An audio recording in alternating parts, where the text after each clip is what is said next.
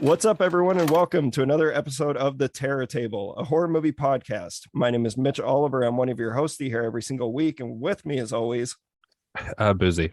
We got Buzi here, and much like ghosts, our guests are real. This much I know. Our guests this week are, you've heard them on a plethora of podcasts, including the Cobwebs podcast, Film Feast, Schlock and Awe, Inside the Sequel, and I'm so sorry if I'm forgetting any others. But these boys get around in the podcast world. So you've heard them on all those shows, and we are welcoming Hayden Gilbert and Mark Wanner to the Terror Table. Hello, Howdy, gentlemen. Hello. It is a pleasure. That voice you heard is Mark. Mark, introduce yourself. Hello, everyone. There we go. Hey, guys. There's Wanner. And Hayden, why don't you say hello to the teabags? Hello, tea bags, and don't be silly. Of course, I am Mark's sister. That's me pushing him off the balcony. He is wasting no time getting to those references. That was the only quote I could remember off the top of my head. Don't remember such You a just- coarse, I like how you condescending man. just get them out at the start of the episode. I watched this thing, and here's me quoting it. Yeah. But this episode, this is going to be our one that's bridging the gap between our yearly Christmas special, which you'll have heard last week with our guest Nick Humphreys on Christmas Evil. And I think this episode's going to come out between Christmas and New Year's. And we wanted to do that. I think it was actually Hayden's idea that we wanted to do like a snowy ghost tale. Like this is something that you kind of imagine around this time of year. It's the kind of movie that you want to see. We're talking, of course, about Guillermo del Toro's Crimson Peak. Or as I like to call it, Christmas Peak. Christmas Peak. Christmas Peak. Christmas Peak. Quickly, this was a Hayden suggestion, but I'm assuming, Mark, you're also a stan of this film. Oh yeah, I absolutely love it. Hayden and I, there are some areas we really don't get along, but we have these like weird areas where we click, and our love of this is one of those areas. Perfect. Yeah, because I know originally I had invited Hayden on when he was talking about Dracula Dead and Loving It on the Film Feast podcast. And I was like, you and Mark want to come on and talk about some horror comedies? And apparently horror comedies aren't really your guys' thing. Yeah. Happy that we found something that is your thing. So yeah, we're going to talk about Guillermo del Toro's Crimson Peak. And I think the next episode after this will be our annual top 10 episode. And Buzi and I will be sharing our top 10s of the year. We're going to be mixing it up and cooking in the kitchen. That's exactly what we're doing. It has been like an exceptionally, I won't say a great, I mean, it's been a very good year for horror. It's been a lot of horror this year. Yeah, tons. Like, how did Christmas Bloody Christmas go to every theater in the United States? Oh my god. That was in theaters, and okay, so I don't think that was in the theater in Canada, but I could be wrong. I watched it on Shudder. There's only one theater in Canada. It came out in Shudder, and like we didn't get the new Spielberg movie for like 2 that's months. wild. Yeah, Yeah. we just got it. So not 2 months, but like Right. we just got it weeks after it made its wide release. But we've had Christmas Bloody Christmas playing for weeks. That's wild. Playing in every Cinemark, it looks like. Crazy. Well, yeah, maybe we'll be hearing a review on Christmas Bloody Christmas from y'all. But I guess before we do all that, so we're gonna we'll talk about Crimson Peak at the end, at the top of this episode, at the peak, if you will. Sorry, I was boo. That was a good one. I like was that. Bad. At the that was peak, good. if you will. Yeah, but before that, we'll share what we've been up to, what we've seen recently. But before we do all that, let's give our listeners the lowdown on both of you guys and like what your history with horror is, and what's the kind of stuff that attracts you to the genre. And obviously, you guys are both horror fans. Let's lead off with Mark. Mark, why don't you tell us your story? Explain yourselves. I mean, it's kind of tough to sum up. I don't really know it. I've just always kind of been drawn to the genre. When I watched Grindhouse, that's when it kind of clicked for me, like, oh wait, this is my favorite genre. And ever since then, it's been like what my go-to, even though like the stuff I gravitate towards the most is like kind of calmer, more quiet stuff, like what you guys covered last week with Matt, the Black Coat's daughter, which I'm mad that he beat me to that one. That one's a good one. Yeah, he called dibs on that one a while ago, and I know, yeah, obviously that episode's out now, so people can hear that we're huge fans of it. A good episode. Thank you. Yeah, and obviously, like I like that you say that you're more into like the quieter side and the subtle and darker stuff, but then you have a Saw poster behind you, which is not like that at all. You guys are also the biggest Halloween Kills Halloween stands that I know. Oh, Which yeah. gentleman. Halloween Kills is Gentlemen. like the most You know- obnoxious movie I've ever seen. One of my favorite things about this podcast, I love how every now and then a like random quote unquote bad or a movie that's not, widely viewed as good movie will get mentioned offhandedly, not even as part of the main conversation. And Mitch will be like, "Oh, I love that movie." Very often, a lot. And it infuriates me that Halloween Kills is not the recipient of that.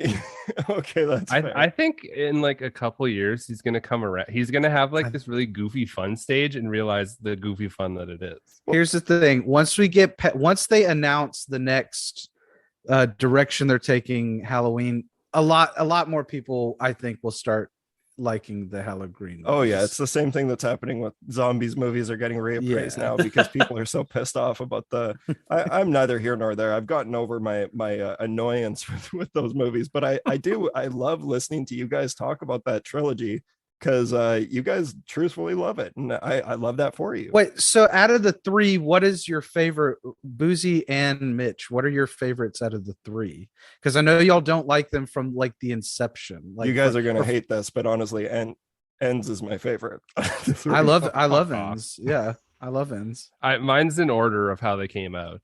They're crazy. all, I thought you like Kills even more, but yeah, Buzi, you love those movies. I like the way that the subtlety of the first one. Yeah, I've been meaning for an entire year to give props to Buzi for being the only one on this podcast to like Kills and to speak so kindly of it on your episode about it last year. I remember I was jazzed on it, and I see a lot of people clowning weird things on there. So thank you. Weird. Quotes on weird. No, that's awesome. Yeah. Okay. So we caught up with Mark a little bit, but Hayden, what about yourself? Like you're the one who pulled Crimson Peak out of the bag here. What's your bread and butter? I'll do a very condensed history of horror with Hayden. Eli Roth's Hayden's History of Horror. Like my dad showed me the Universal monster movies as a kid, and I fell in love with them. From that, I really love monster movies, and like gothic horror are like my bread and butter when it comes to two things that also cross over together really well. Yes, absolutely. And I think it's like, so it's different parts of my personality. Like I like specific slashers. I don't love the slasher subgenre and stuff, but like I think also the fact that I was a very dramatic theater kid whenever I was like in grade school, I think because of that, I was like, whenever I'd watch gothic horror, I'd be like, "Ooh, I love the way these people dress. I want to dress like that." I was a total fucking nerd. So I love the aesthetics of that stuff. And monsters are just cool as hell. So that's really the area of the genre that I like. Yeah, and I can relate to that as well because I had messaged Daniel about it. But when I was flying, I was out of the country, and while I was flying home, I listened to your Sleepy Hollow episode with Daniel on Cobwebs, and that's like a very foundational movie for me as well. And it was very much that nerdy. I love the aesthetic. I love the way they dress. I love the way they talk. Even though like Johnny Depp's accent changes throughout that movie, and I still like that's a 5 out of 5 for me. I love that movie.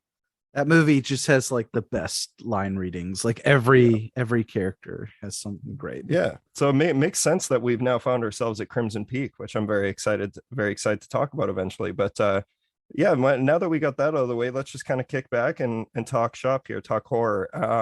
Who wants to go first? Let's pass it off to Hayden first. Oh lordy. Okay, I gotta pull up my letterbox because Mark can tell you I have a notoriously bad memory.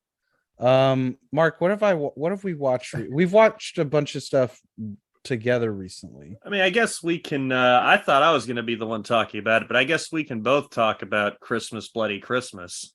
There we go. You can take the lead on that one. I don't really remember a lot from Christmas Bloody Christmas. That's true. You fell asleep during a long chunk of it. It felt like. Was that the movie's fault, or are you just a sleepy guy? I'm a sleepy guy. I was very drunk. Okay, double respect. Yeah, and okay, so here's the thing. It starts off, and I chose it. I was like, Mark, I really want to watch. I know you just saw this in theaters, but I really want to watch Christmas Bloody Christmas.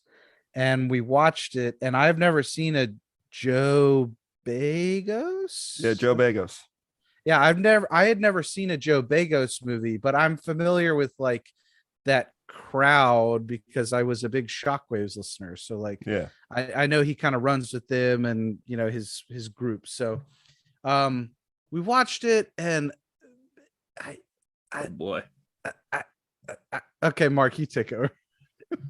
Look, I like Joe Bigos, maybe against my better judgment. He's like the most derivative filmmaker working today. I mean, Hayden put it best. I don't know why I never thought of this. He's like kind of shitty Rob Zombie, where everything he does is like it's like everything he does. Joe, I'm sorry, Joe. He does the throwback, like everything of his is like a callback to an earlier era, but Yeah, I guess even that's a more good point. And the crass language. Oh, okay, so every other word. So here's the thing. I'm sorry. What I meant by that was like, so every guy in this movie looked exactly the same. They all looked like him. And that's the thing was whenever you're watching a Rob Zombie movie, everybody's like, oh, everybody looks like Rob Zombie. So I'm watching this. You think Christmas that's like Bloody- a sexual thing? I think so. He just wants to see himself in every Right. human being. But everybody looks like Joe Bigos because he pops up later. I was like, oh, it's another beard white guy with long hair. I was like, oh, okay, it's him. And so so they got that in common. Then the very colorful language, which with Rob Zombie, he kind of like, I know a lot of people dislike his crassness, but there is like a beautiful Rob Zombie's very creative with his vulgarity, Yes. and Joe Bigos just has every other word be fuck. Like, fucking, there's a fucking killer, fucking Santa, fucking comer after us, fucking man. It was absurd. Like, I'm a guy who can't get through a sentence without saying a swear word, and I was like, oh my god, like were they trying to break the record? I remember seeing a tweet from Joe Bigos or someone involved with the movie about like, I think we beat Wolf of Wall Street. So I think they were like intentionally trying to do And it. it's a movie that's half the running time. as I say, it's like 3 hours shorter than Wolf of Wall Street. Too. All right, But so, I feel like I sounded like I was negative on it. I actually do really enjoy the movie because for all of its obnoxious BS, it's still Joe Bigos has an energy to his movies that just really works, and it doesn't reach the highs of something like VFW, but it's also maybe the stupidest movie I've ever seen, but it's like, I don't know. It's a good time. That's a all tall I can order say. right there. That's all I can say. It's a good time. yeah. Well, he and the other, who's the other guy that we brought up last night, Mark? The other Mickey Keating, Mickey the other Keating, derivative yes. guys. Yeah, they're two filmmakers who, like Mark said, very derivative. They kind of like make love letters to the kinds of movies they want. So I don't know, because I know of the movies Bagos, I don't know how to say it. Bigos has done. I know of them, and they're like all pastiches of specific movies that he loves. So I really don't know like his specific voice other than like redoing these things that he likes, sort of like Mickey Keating. So they're like fans, as Ryan Turek would say, they're like fans like the rest of us, but like I don't really know what their specific deal is. So I thought Christmas Bloody Christmas was okay. I can't tell you if it's better than Violent Night. I didn't see Violent Night. Yeah, so. I want to see Violent Night. I've heard it's great. He's bringing up all these comparisons because I know he wants me to comment on them. Yes, I saw Violent Night. I didn't like it. I liked Christmas Bloody Christmas better. Oh, there we go. I don't want a dog on it because a lot of people seem to be enjoying it. I just like poking the bear. Poke away, my friend. Poke away. Awesome. So, yeah, that's Christmas Bloody Christmas. So it sounds like it's a lukewarm. It sounds like lukewarm to Mark in favor. So it's on Shudder. Give it a look. There's definitely worse things you could be watching, but yeah, There are those- way worse things on Shudder, in fact, that you could watch. yeah, Much there you go. worse. Awesome. Yeah, let's pass it to Boozy, and then we'll just kind of go around. But Boozy, what have you been up to? What have you been watching? I've been getting in the Christmas spirit. So I checked out 2 Christmas horror films, which I'll talk about. The first one being Silent Night, Deadly Night 3. Better watch out. Horror movie. How many Christmas horror movies are hyphenated with "Better Watch Out"? Like, there's so many. Weird. Apparently, that's the only time you can watch out is around Christmas. The rest of the year, you have to be like, And it just has to be unaware. better. It can't be worse. Yeah. Yeah, you just have to watch out. Okay, so Silent Night, Deadly Night Part 3. So Yes. we did we do the first 2? Yes, Like, we did. okay. I remember because I knew we did the first one, and then I was like, okay, I'll check out the second one. And then I remembered that the second one basically same is thing. just clips from the first one. And I remember us talking about it because it was like a 5-minute review. But yeah, I wanted to see where 3 went. So this is directed by Monte Hellman, and it was direct to video in 1980. What year did this come out? 1980 something. Mhm. Blah blah blah. In the 80s. 1989. Okay. And anyway, it's got the Santa Claus killer. He has a giant globe thingy on his around his brain, and his brain's exposed, and he's in like a coma. But then he wakes up because there's a girl who has a psychic ability and is connected to him. And then she goes to her grandma's for Christmas, and he like wakes up because the Santa Claus comes and says hi to him, and then he kills him and becomes the Santa Claus again. Anyway, This sounds like that Johnny Depp film Transcendence. it's just Well, see, it was so much Oh for my a Christmas slasher film. The thing I Anyway, hate like, about it is that it's so derivative. You know? It's like this has been done so many times. this has been done many times and better, let me say. Especially the part where she sees everyone's kills before they happen, and then she remembers people's names because she's like never met some of the people that get murdered. So it'll just be randomly a scene, she'll be doing her thing, and all of a sudden she'll just stop, and then she'll be like, Jimmy, and then it'll just do this weird ass flashback. And it was not great. It felt kind of Christmassy, so I appreciated that part of it. But yeah, I'm curious, overall, are you doubling this one up with another installment from this franchise? maybe. Okay, all right, because I'm confused. These all bleed together for me because I've only seen the first 2. I finally watched all of them. How many are there? There are 6 if you count the remake. Yeah. There's a remake too, right? I forgot about that. There are 6, and the first one is legitimately great. I really like the first one, and then the others, I have no strong opinions about the others. I've been told numerous times by my friend that the 4th one is actually very good, but I've seen it, and I was a sleepy boy during that one too. I fell asleep. I'm starting to just think you're a sleepy boy for most films here. I kind of am. Clint Howard has like a shrimp that he puts in people's. Okay, so is this the one you're going to, Boozy? Are you going to 4? Yeah. Okay, Oh, all I'm right. sorry. Here we I'm go. sorry. I didn't mean to bury the lead. I the only reason I know that is because you mentioned Clint Howard and a shrimp, and Boozy sent me. You sent me an image of that, so I assume that's the film you're about to talk about.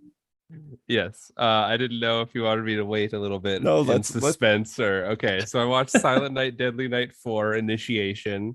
This came out a year after 3 and has nothing to do with 3.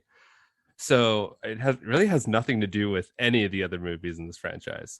This is directed by Brian Yuzna, who Yuzna, is legend. famous for doing Society and From Beyond, Yes. as well as didn't you do Reanimator? No, that was Stuart Gordon. He did Bride of Reanimator. I think he had something to do with Reanimator. Yeah. Yeah, the sequels. Anyway, it was weird. I didn't realize that. I didn't look up who directed this. Obviously, I'm not like, oh wow, it's Silent Night, Deadly Night 4. So I just started watching it, and that was something that was in my head for a lot of this. This feels like Society, and I don't know why. So I was very surprised when I actually went and looked it up. Society. It really does, which it says a lot about a Christmas movie, right? Anyway, this whole movie's about a bug. So I don't even know how to explain it. Basically, a lady falls off the roof that's on fire, and she gets squished onto the ground, and a bunch of people see it, and then some reporters go looking for it, and then this lady meets up with a group of women, and they all start hanging out, and a couple of them are reporters, and there's a worm society, and they have to give bug birth to reanimate a god. Listen here, man. I'm not a doctor, but this sounds exactly up your alley, Buzi. I'm not a doctor. It was, but they didn't give me enough of what I wanted. It was a lot of people just talking to each other, and only a little bit dialogue. of people ingesting worms okay. So at one point, somebody gets raped while What the somebody's wearing fuck? this weird like clown nose from like Slipknot mask, and then they're also putting gooey worms on top of this person while it's happening. At one point, a bunch of people burst into a family's house that's having a Christmas party and like slaughters them. So there's a little bit of Christmas there. I remember there not being any snow, and so I was like, I'm disappointed. Yeah, I was like, There's not. They do not try. They just put a tree up inside these people's home. right. I was disappointed that it wasn't really Christmas movies. So, and then I fell asleep probably. But like, what? I feel like it was made as something else, and then they just tacked on this weird ass scene, and then flew it on through as a howl or a silent night That would movie. make the most sense. That would make more sense than anything in the movie. Now, what Boosie forgot to mention is that when the lady jumps off the building and she smashes into the ground, the crowd comes up, and a hospital security guard is leaning over, and a tube shrimp crawls out of her body, and he says, "Now he's turning us into monsters." Oh, And it's Sheriff Brackett from Halloween. I'm sorry. Oh my god. That's all I got. Jesus. Yeah, okay, is this the one? It sounds like you guys have seen all of, so Hayden, you had mentioned you've seen all these movies. Is 4 the one that people, because I know there's a later sequel that people like. Is that the 5th one or is that the 4th? It's fourth. The 5th one is the one with Mickey Rooney, because it's the only notable thing about the 5th one is that Mickey Rooney was famously like, all these fucking slashers are terrible. The kids shouldn't be able to watch these fucking things, because he's from a Joe Bigos movie. He's like, they shouldn't be watching these fuckers because it shouldn't be making Santa Claus a fucker killer. fucker killer. And then it turns out, and then then they got him for the 5th one, and he was like, I have no strength in my convictions. he's like the villain in the 5th one. You know what? Like we always say on the terror table, you just gotta chase that bag. like we always say. Yeah, get it, Mickey Rooney. Dude, he definitely got it. And Get that Silent Night we money. just watched it the other night, and I could not tell you a single thing about it. I couldn't tell you a single thing about it. What I'm finding about these Silent Night films as I've gone on in the series, and I don't think I'll continue, is that they're kind of like Amityville. It's just in name alone, and then they just do whatever the fuck they And want there's to not do. 400 of them. If once this thing gets to public domain, it's over. Fun fact, just from digging around IMDb here, looking up The Initiation, the director Martin Katrosser, I'm probably butchering that name, script supervisor on Kill Bill Volume Isn't 1. he script supervisor? Isn't he like do every Tarantino movie? Or I just see he wrote the screenplay for Friday the 13th. he's had a 3 weird career. and 4. Oh, and 5. Sorry. He's like part of Tarantino's Yes. Rat Pack. What do you if you were in the you're in the film business, what do you tell people? Do you tell people, "Oh, I wrote a couple Friday the 13th movies," or "I'm Quentin Tarantino's script supervisor"? Which one of those do you go with? That's a tough one, because those are both awesome.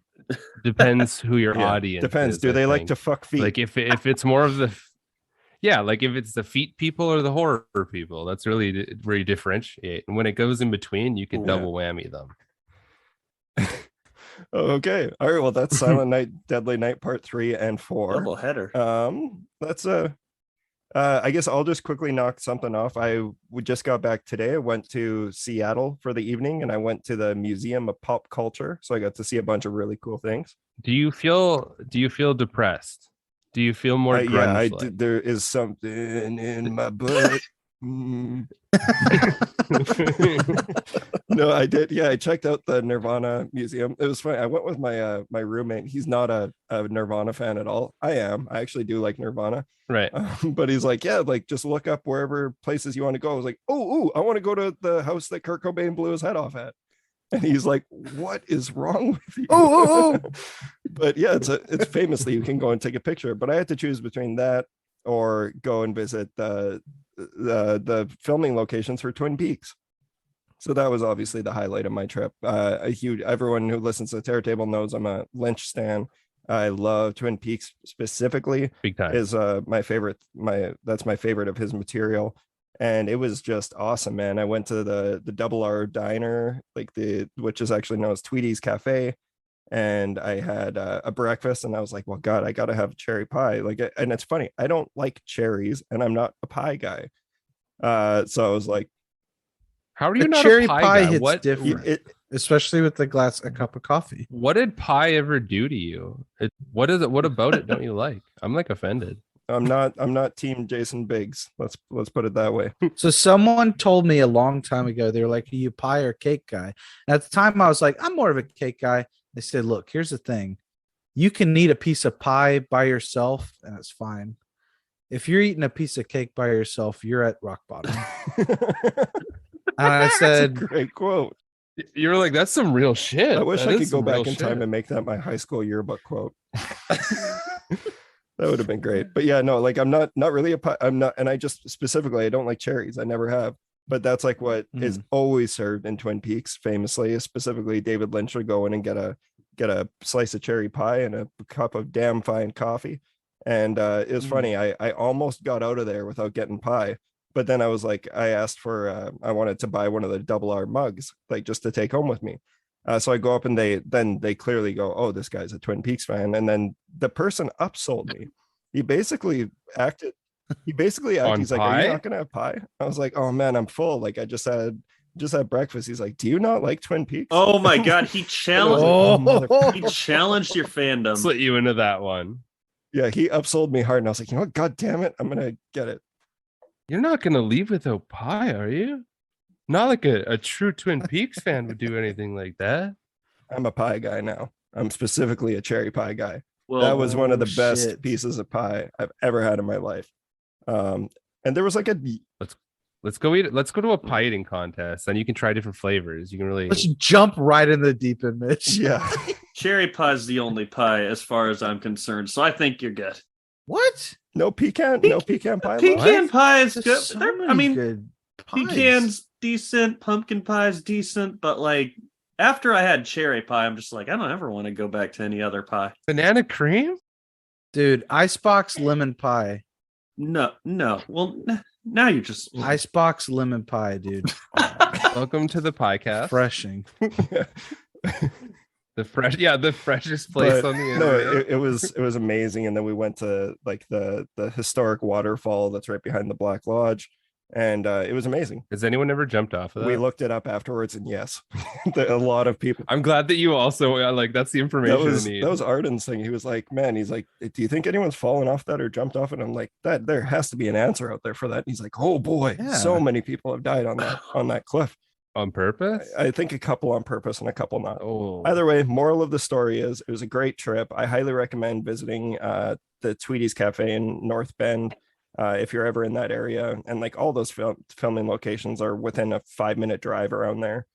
So that was awesome. Also shout out our close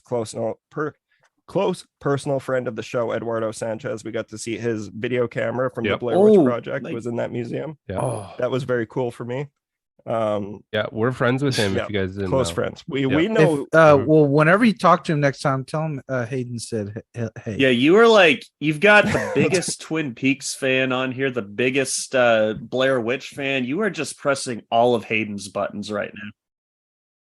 Yeah, my buttons are all lit. Hayden, in case you're wondering, Eduardo Sanchez is not circumcised. Yeah. Oh. What? You heard it here first. He told me he was. No, I'm joking. I'm joking. Word on He's the a- street. I guess Eduardo Sanchez is a damn liar. But yeah, it was awesome. I highly recommend checking it. That was my first time in Seattle, and just wanted That's to awesome, go man. take the trip because And it's like a last time. 2-hour drive from Vancouver. So But did you go to the cafe from Frasier? we did not. We actually found out on the way back that Frasier was filmed there, and I'm like, well, of course it was, because the Space Needles and a bunch of the cuts. I haven't seen Frasier in years. Can I just add, like, people watched Frasier? Believe it or not, Oh man, people love Frasier. I never. You didn't toss salad or scramble eggs while you were No, couldn't do there? it. Dude, come Hayden on. talked me into watching it about a year ago, and I blasted through like Right. 5 seasons in a couple months. I blasted through It's a those fun fuckers. show. Yes, so some of my favorite comedians that like talking on podcasts are huge fans of Frasier, and they say it just gets better with age. Dude, Um, Frasier's so good. Yeah, so I plan on Maybe going it's back. like Seinfeld. Like, I feel like I grew into that Well, show. Oh, Seinfeld's the best. I mean, Seinfeld's the tops. You can't beat it.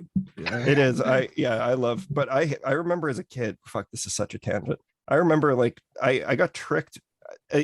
Thank God I'm a lazy piece of shit, because that's how I got into Seinfeld, is that it was like the only thing that was on, and rather Uh-huh. than Yes, going out and doing yes. something else, I just sat there and watched it. I'm like, oh, and that turned out to be It's so amazing. good. So I was like, Daytime TV had few options, but like you always knew Seinfeld was there. remember calling in sick for school, or like faking sick for school, and Yeah. all that's on is Judge Judy Or just for last reruns. just for last year. Oh my god, that's Canadian. I don't know. if this I is think all that's a Canadian shit. thing. You guys probably I've never heard don't- of that. Just for laughs, is that like America's Funniest Home Videos? or some No, shit? it's just stand-up comedy from Montreal Fest, and they have probably like 20 hours of it, and they Oh my chop it God. up and play it again and again and again, and it's all from like They're 2001. still, yeah, and they're still doing it. Like actually, Bobby Lee is coming here with Just for Laughs, so I plan on going to that. I want to see it. But yeah, that was my trip. Saw the screen accurate or screen used xenomorph Oh. from Alien as well. So that was That's very pretty cool. fucking tight. That sounds like a great trip, honestly. Oh yeah. That is a great trip. Yeah, so Seattle turns out positive review. I like Right. Seattle. It's fun. Hell yeah. But Not, yeah, a, that's not a great place to blow your brains out. oh my god. I guess I opened this up. Yeah, no, that's the other thing. We just really, I guess Arden was just looking up facts about Seattle, and like it's like a serial killer capital of the world too. Like so many serial killers come from there. And, That would explain why the killing was there. yeah. That show The Killing was based there. Yeah, it's what's funny though is The Killing was filmed in Vancouver, but historically they famously always film in Vancouver and say it's Seattle, because why would you say that that story takes place in Canada? That's just tomfoolery. Silly.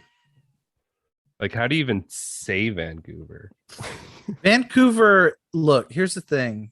I was a big X-Files fan growing There you up. go. And when they went to LA, it just did not feel the same. Mhm.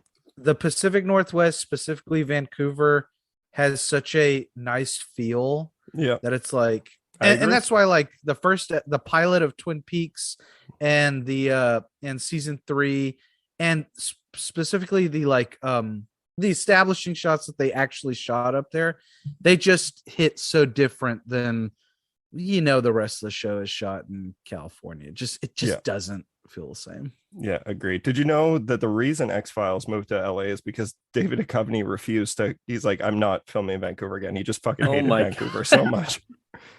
David, what the fuck? Yeah. Yeah, so that was my fun shenanigans. Mark, do you want to hit us with something you've seen? I'll hit up a little something. I just got that sexy new Ju-on box set from Arrow in. That's Was somebody Black Friday no, shopping? that one was not. That was a pre-order, so that was not up for any of those deals. I just spent all the money on Okay. that because that's one of those. I've been waiting for those to be boxed up together. Kind of perfect timing because I watched Ju-on the Curse, which is the first it's the first DTV Ju-on movie. It's the first feature length Takashi Shimizu did. Ju-on the Curse, actually, first time I saw that movie was the week that Crimson Peak came out. So it was kind of perfect timing to watch it this week. I get to talk about it when I'm talking. This is very specific that you remember these things. Listen, I have a very weird memory when it comes to movies. I don't know how, but I remember the most random stuff. Anyway. I love that. You could like write a sitcom like that, like all what you were doing exactly when movies came out. I'm the same way. I remember like where I was sitting for the Passion of the Christ, but I don't remember what I did yesterday. Well, Mitch, it was the Passion of the Christ. Come on. That's true. It was such a weird pull. I don't know why I went there. It's just been on your mind. Whatever. Yeah, It's sorry. close. It's close to his birthday. You know, Yeah. big homie's birthday. Oh my god. Didn't mean to cut you off there, Mark. I don't have too much to say. Like it's basically a shot on video version of Ju-on the Grudge. It's lo-fi, a lot of static camera shots, very, very low budget. There's a truly like there is a terrible shot of what someone without their jaw that was done a lot better in Ju-on the Grudge, but it's still such a creepy little movie that in spite of its flaws, I kind of love it. And it's like its first time getting a home video release, I think, or outside of Japan. What year was this released again? It was like 2000. So basically the two Ju-on the Curse movies came out in 2000. Then I think Ju-on the Grudge came out in 2002. And then the American Grudge came out in 2004. So they fast tracked those things. Yeah. Are you telling me they pulled a Ty West and they released both of them in the same year? Wild. Wait. These madmen. the hell? Question for you though. You mentioned the jaw thing. That's all I remember from the American Grudge. Is that like the same thing? Like, is it just the same effect, but probably done a little better? It's I don't even know how to describe it. It looks like they just drew over that part of the frame. They just like they drew on this woman to make it look like she was missing her jaw. It's truly something else. Is it like goofy or is it unsettling? It's goofy. It is. What's funny, it's a very unsettling moment because he's good at tension and dread, and like he kind of had that from the get-go. And then in the middle of this very creepy sequence, it cuts to that, and it's supposed to be this shocking reveal. And it's so bad. It's so bad. Yeah, it sucks when that stuff doesn't hold up. I wonder if it did at the time, because I know just similarly, because it came out around this time, was a movie that we watched recently, The Eye. Like there's so many amazing sequences in that movie that like are actually genuinely creepy, but you could just tell that technology wasn't there yet. But they still managed to pull it off with just tone.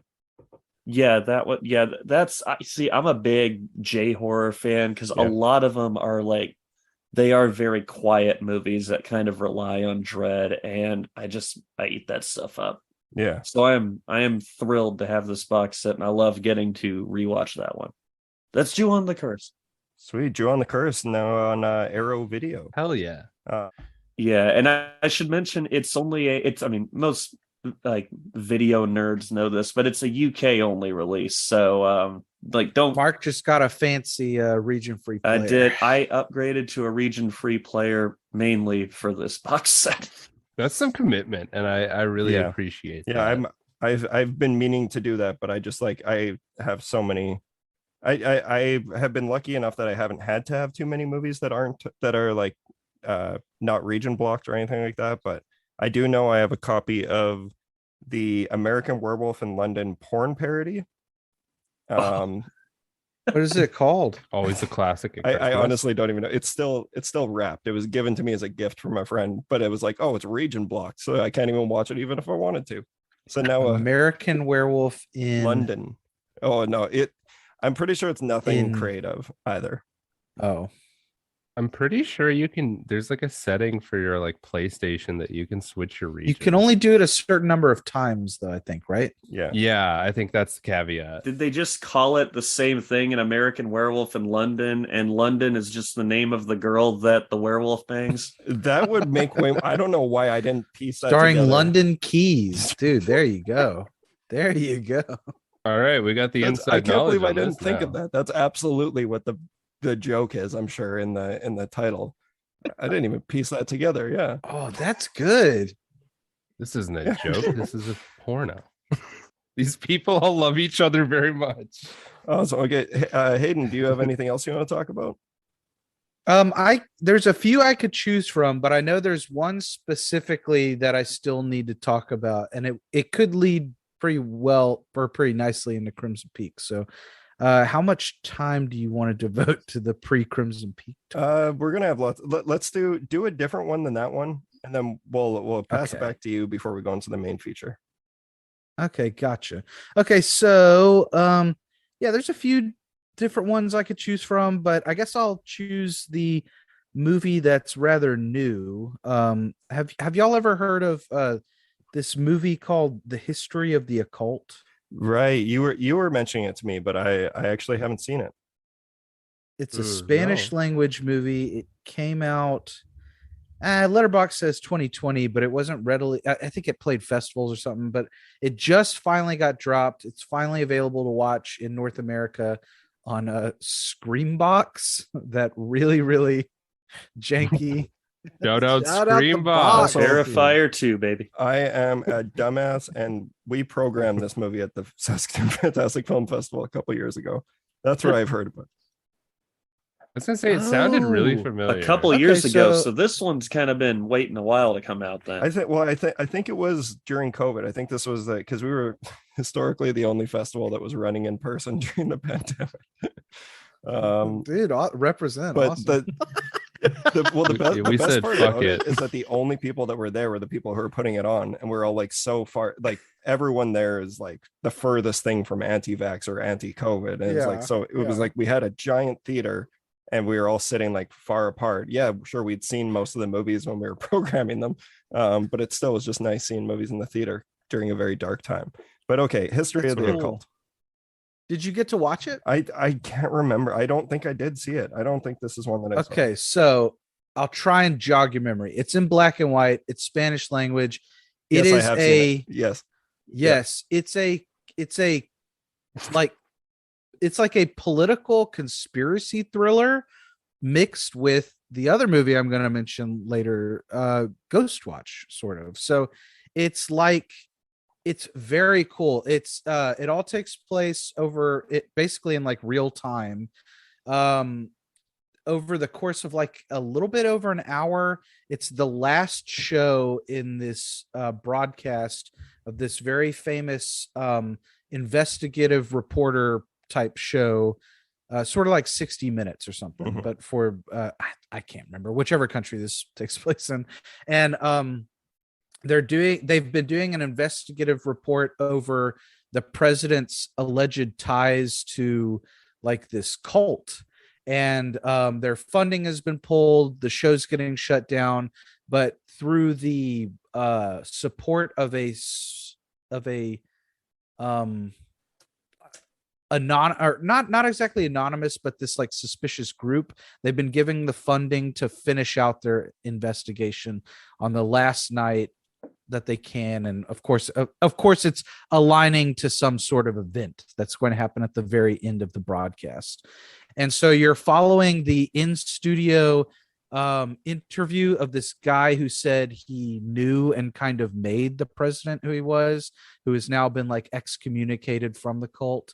And you're also following the journalists and the producers of the show who are hiding out in an apartment, who are trying to do a little investigation of their own. Now, my attention span is not what it used to be, so I was kind of having a hard time catching up with the plot of it because it doesn't hold your hand at all. Were you But sleeping? No, I was not. Buzi? You have a track I record, was my not guy. sleeping. I was not sleeping during this one because I had been looking forward to it. Are you sleeping right now, Hayden? I have 100% seen this movie, and I remember feeling the same way where I was like, I don't really know it because it moves quick, like with the dialogue, Yes. and there's a bit of a cultural divide because I think it's Argentinian. I could be wrong, but Yes, I think it is Argentinian. So there is a divide, and I don't know who's responsible for the subtitles. I don't know if it's the actual subtitles that came with the movie or if Screambox, the box. It screams. Got to shout out the box. Show the box. I don't know if they screwed up the subtitles, but wouldn't do there that. are a lot of weird discrepancies and typos and shit that made it even more confusing trying to figure out what was going on. However, the movie is insanely compelling. Like the plot is really compelling when you know what's going on. And I love conspiracy thrillers. I love horror movies. I love the occult. So I was all in on it. I don't want to mention anything else about it because I feel like I've already probably given too much away, but it is a really cool little movie and you can finally watch it now. Yeah.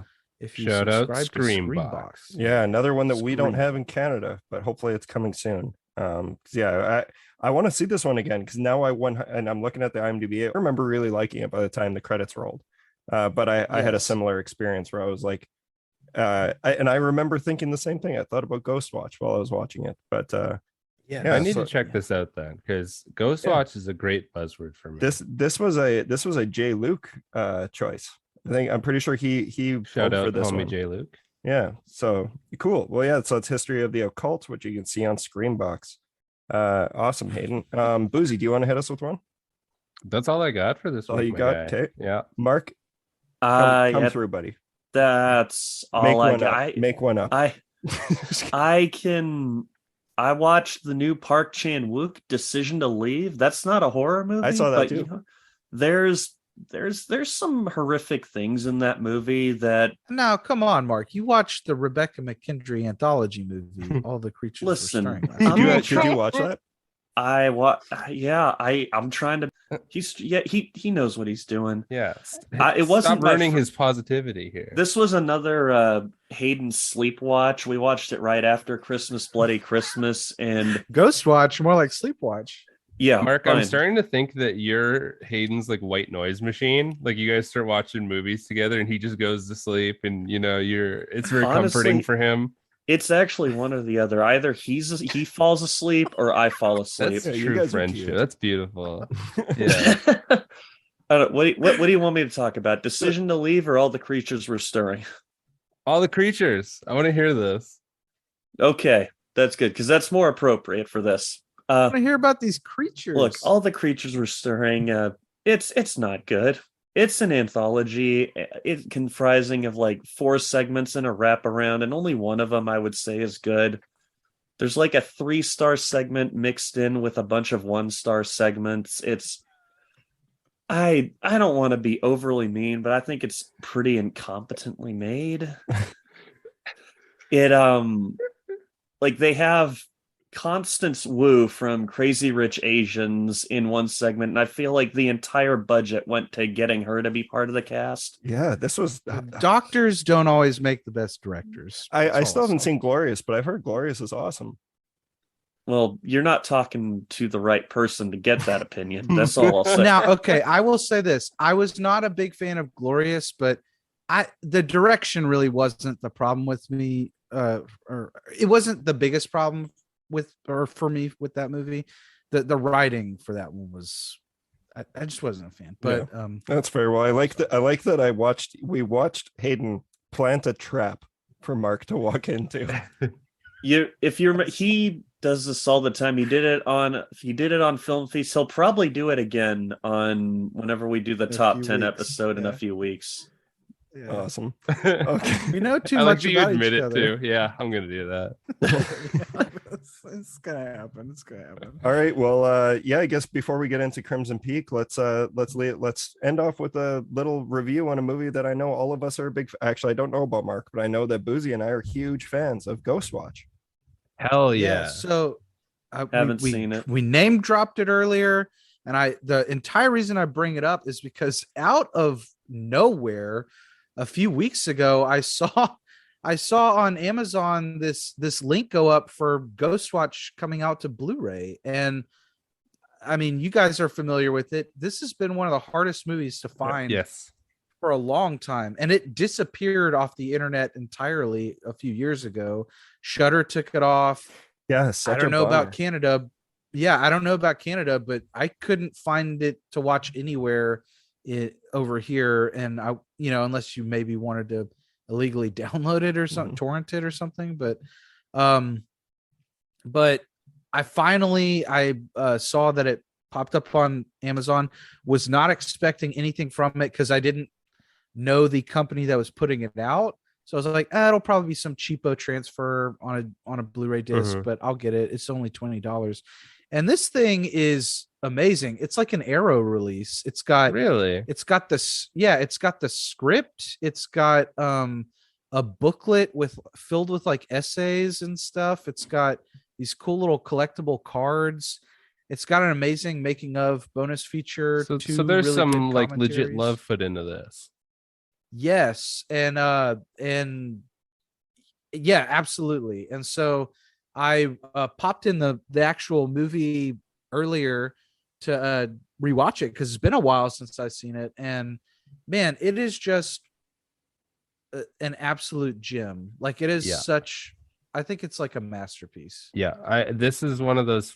Actually, there's been quite a few of these, but one of the many films that Mitch got me onto. And yeah, I just remember after watching it for the first time, it's like, okay, this is how you create tension. This is how you actually scare people. This is great. And it wasn't even really, that's the joyous part about it too, is it wasn't even really meant to have the effect that it had. Like it was real journalists and like news reporters doing a Halloween special and they took the joke so fucking far, and I appreciate that kind of hustle.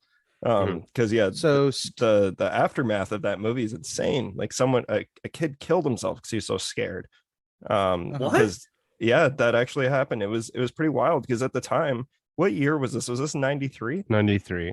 Yeah, because it was 93 and it had a War of the Worlds effect. Totally. Yeah, they aired it on the BBC it went into every single household that had BBC, and people are watching it, and it's essentially The Conjuring 2, but real. And it's like the infield poltergeist, but updated 90s, and it's got Michael Parkins in it. It's got these, I mean, famous for Britain, these like famous newscasters who everyone knew and loved. Just like it'd be like if knew and loved, I was gonna say Matt Lauer, but it'd be like if it would be like if all these like I'm trying to think of someone. Jimmy Who do Kimmel. people love? It'd be like if Al Roker was did like a Halloween special. Who are these people you're pulling out? Fucking say Jimmy Fallon and move on. Jimmy Fallon's not a news guy. He sucks. Yeah, he does news adjacent things. Like Edward R. Murrow. Walter Cronkite. Yes. No, but Stephen Volk, who wrote it, he talks a lot on the documentary, and apparently, Mitch, this was written to be a 6-hour event, so it was going to be like an hour a night. Oh my god! And then they didn't have the budget for it, so they were like, okay, let's just scrap the first 5 and only do the last hour. And everything that we wrote for the other 5 will just be like the lore and backstory that we'll just hint at in that final hour. And to me, that is a key to making this as like interesting as it is. Because the same thing with the Blair Witch. They thought out this really complex lore, and then they only hint at it and let you be the investigator. No, thank God they didn't make the 6, because also the amount of viewers would have been substantially less to get through a full 6-part series of it and everything. And it works just so well as like an hour special. That's like, and I know it's like it's clearly it's fake, but it does feel it has that authenticity to it. That I remember that's one of the rare movies that actually really, and I don't even believe in. I don't want to blow or low too early here, but I'm a skeptic when it comes to ghosts and the paranormal and everything. That movie still creeped the shit out of me when I saw it. It's super scary. It's so good. And the fact that it's still effective today when you're watching it, like all the concepts and the way that they go about things, it doesn't feel corny. It still feels like an event that you're a part of. And it does feel like, I know, because I've recommended it to a lot of people, and across the board, every single one of them has become a fan of it by the end of it. But I do know I had a few friends that were like, it was pretty dry at the beginning, and it's like, because it's just it's quite dated. It's from the 90s, and it's from the BBC. It's a perspective that we're not used to. And but I think that movie, just like by the end of it, it just works so well, and it's so creepy. Did y'all ever see the WNUF Halloween special? I don't think so. I don't think I did. Okay, it's made in the style of this. It's like a pastiche. It's sort of like if Joe Bigos did like a Ghost Watch. No, I'm joking. But it's sort of like if it's like a love letter to Ghost Watch, sort of, because it's made to be an artifact from the 80s that someone found and like on like a taped VHS, but it was made in like the 2000s and or maybe 2014 or something. But it is like they entirely made this 80s broadcast Halloween special, and then they even made fictional 80s commercials that are like fake cereal commercials and fake toy commercials and stuff like that. It's really cool. It does feel authentic. However, it has its tongue in its cheek, so it doesn't feel quite as authentic as Ghostwatch, because Ghostwatch plays it completely straight. And so I would recommend the WNUF Halloween special next Halloween, Mitch and Buzi, if y'all want to check that out, because it is pretty cool. Yeah. What year is that? I'll have to look it up. I think You said sometime in the 2000s. Let me see. I need to watch both of these. Have you not seen Ghostwatch yet, Mark? I haven't. Yeah, I'd be curious to hear what you think of it. It's such a creative, fun movie, It's and a especially gem. it just gets better knowing, like, obviously I'm not saying that it was good that someone killed himself. What I meant by that is that there was a lot of like it really got people. Like That's how real it feels. It screwed up. Like it shut their phone lines down because people were calling in so concerned because they couldn't believe what they were showing on TV, and like they thought it was real. And like I just can't imagine like that's the kind of thing that would have scarred me beyond repair if I would have seen that on TV when I was younger. Like I don't know. It's crazy. Fucking crazy. Yeah. So it was WNUF was 2013. The same guy, Chris LaMartina, just made the Out There Halloween mega tape that came out this year. I haven't seen that one, but Cool. if it's anything like the last one, it'd be cool. Yeah, I'm adding this because the first time you said it, I thought you said WWF Halloween special, and I was like, where are we going with this with Ghostwatch? And I thought you said the UHF special. Weird Al Yankovic. The WWE UHF special. Awesome. Okay, well, yeah, that's a quick little review on Ghostwatch. Do you guys want to talk about some other ghosts in the world of Guillermo del Toro? Ones that leave their Speak impressions. Oh man, I didn't watch The Devil's Backbone. Oh, you've seen it though. I watched because actually I haven't seen Devil's Backbone. Oh, that's my second favorite game. I meant to like catch up on all the Del Toro that I hadn't seen for this episode, and work's just been so crazy I didn't have time. But I've had that like Criterion free pack of that, Kronos and Pan's Labyrinth. But I still haven't gotten around to those other two, just Pan's. Oh yeah, no, but Pan, yeah. Love Guillermo del Toro, but it's okay if you he's just amazing. watch Mimic. It's okay. Like sometimes you just watch Mimic. I am a Mimic fan, so I'm a Mimic right stan, big time. I knew you guys. My man. All right, Never seen the Mimics. okay. Well, you like bugs there, buddy? Yes. We're gonna take a quick little break here, and then we'll be back to discuss Guillermo del Toro's Crimson Peak. Tube shrimp. Poop shrimp. Ghosts are real. This much I know. What do you mean by? Take a little walk to the edge of town. Go across the track. Edith, this is my sister. There are parts of the house that are unsafe. Secrets lie in the bonfires in the night, and you know you're never coming back. I can imagine the two of you in here as children. We were not allowed in here as children. We were confined to the nursery, in the attic. On a gathering storm comes a tall handsome man with a red right. In your own best interest, proceed with caution. Has anyone died in this house? Specific deaths, violent deaths.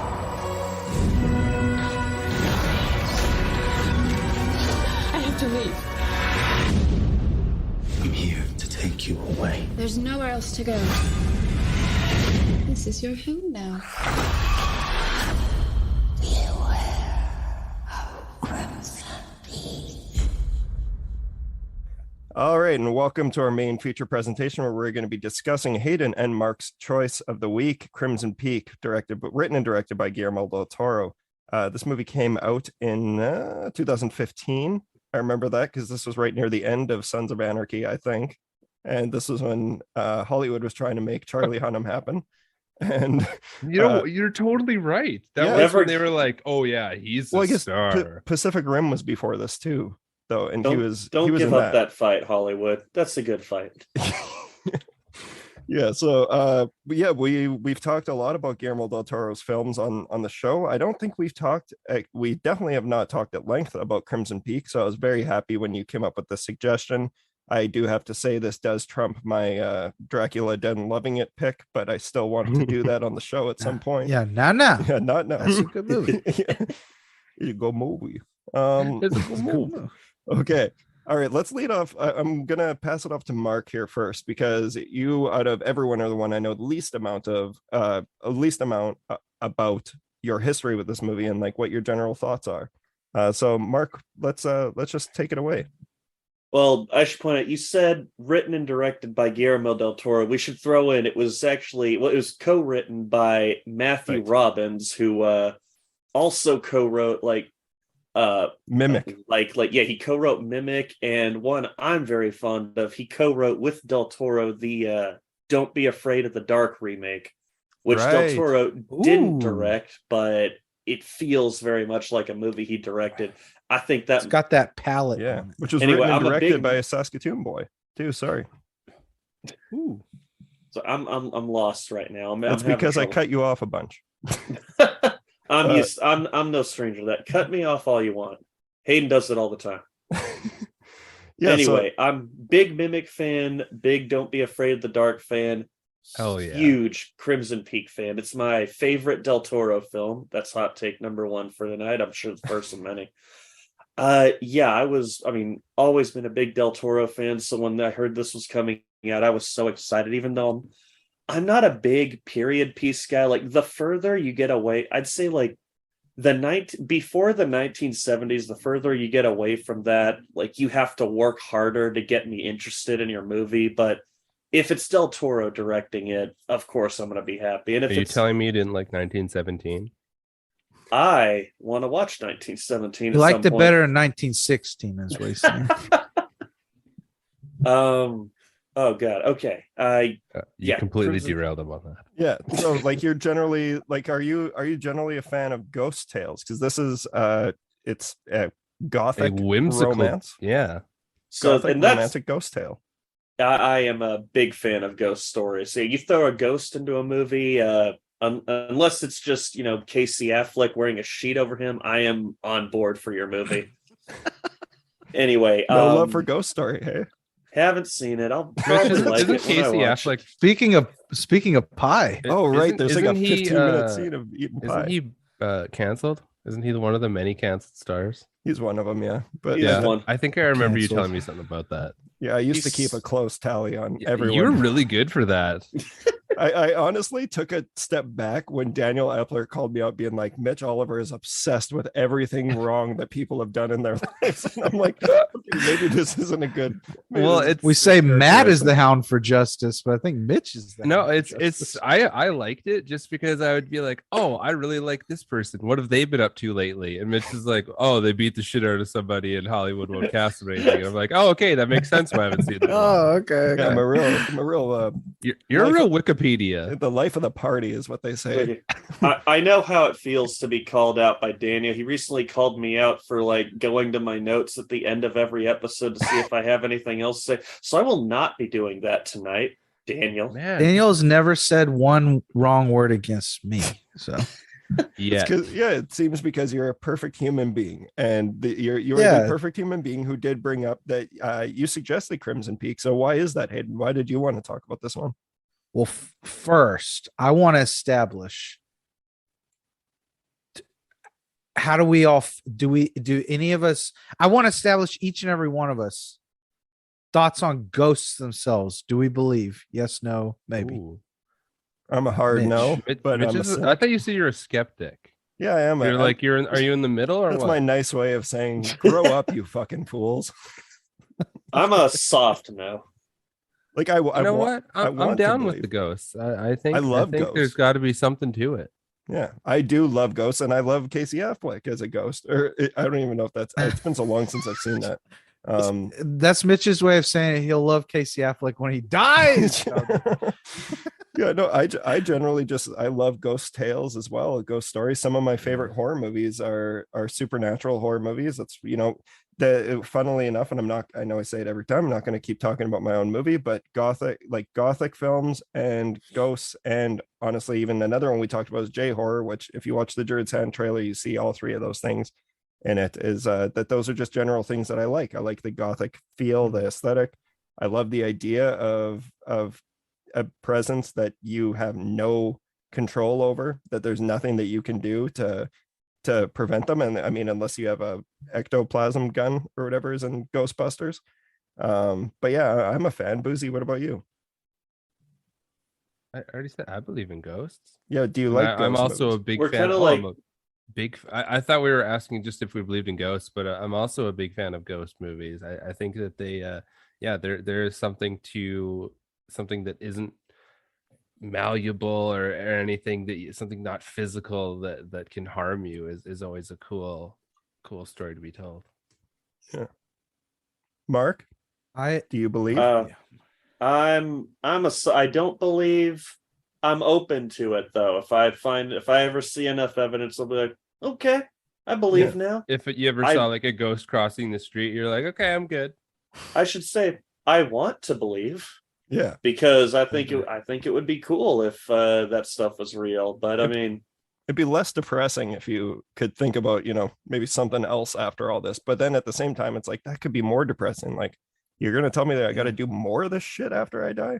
I gotta do more. Like, could if you I imagine I just want to sleep. You just spend the rest of your time just like stuck in a Walmart parking lot, so you have to watch as they slowly update. I mean, I think, would that be better or worse than being stuck in Allerdale Hall watching Hold on. We're not there yet.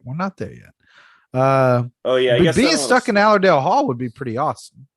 I feel like you'd get that place is cool, baby. I feel like you'd get tired of it after a little while, especially with those people. No, all right, we will get to that because they're sexy. What are you talking about? How do you not want to be stuck there? Anyway, all right. So my thoughts on ghosts. In the daytime, I'm a Mitch. I'm a skeptic. However, I'm also a Mark in that I want to believe. But at nighttime, I'm a Buzi. As soon as the sun goes down, I believe in everything. I'm very scared of anything. Yeah. So, once the sun goes down, no rules apply anymore. Things can do whatever. No rules apply. Yeah, I have no strength in my worldview and the convictions of my worldview. All the creatures. And I will be honest. Yeah, you're even as this, huh? Sorry. I was gonna say, as soon as the sun goes down, you're like easily corrupted. So easily. Yeah. Like every road I come to is a crossroads, and I'm always bargaining for my soul. But I will say this. I had, as much as I want to believe, and I'm always looking for these things that, that can't be explained, because whatever. I would find comfort in the things we can't explain. I don't know why. But I will say this, even as a skeptic, I have experienced a few things that I genuinely have no explanation for. None of them are very particularly big or dramatic. They could be anything, but in the moment I was like, I don't know what that was. I don't necessarily think they're ghosts or anything, but just a handful of very strange things that have happened. So to make the world more interesting, sometimes I'm just like, yeah, sure, I believe in ghosts. So I think it basically gets down to, I want to believe in ghosts more than anything. Yeah, I love that. But I love the concept of ghosts. Like, I find them an endlessly fascinating subject. Anytime I travel, I go on whatever local haunted tour they have, because I always find the haunted history. You're that guy. That's amazing. What about serial killers? Yes. Are you the guy who will do the serial killer things? Serial killers I'm less interested in, because I find like the murderinos and the true crime subculture are a little disturbing sometimes. I still find it interesting, but I find the paranormal stuff more interesting, because it's a weird way that, like, local communities catalog their history, and it also makes you realize just how morbid everyone is, because everyone has a ghost story, even if they don't believe in ghost stories, which means they like talking about them. Mhm.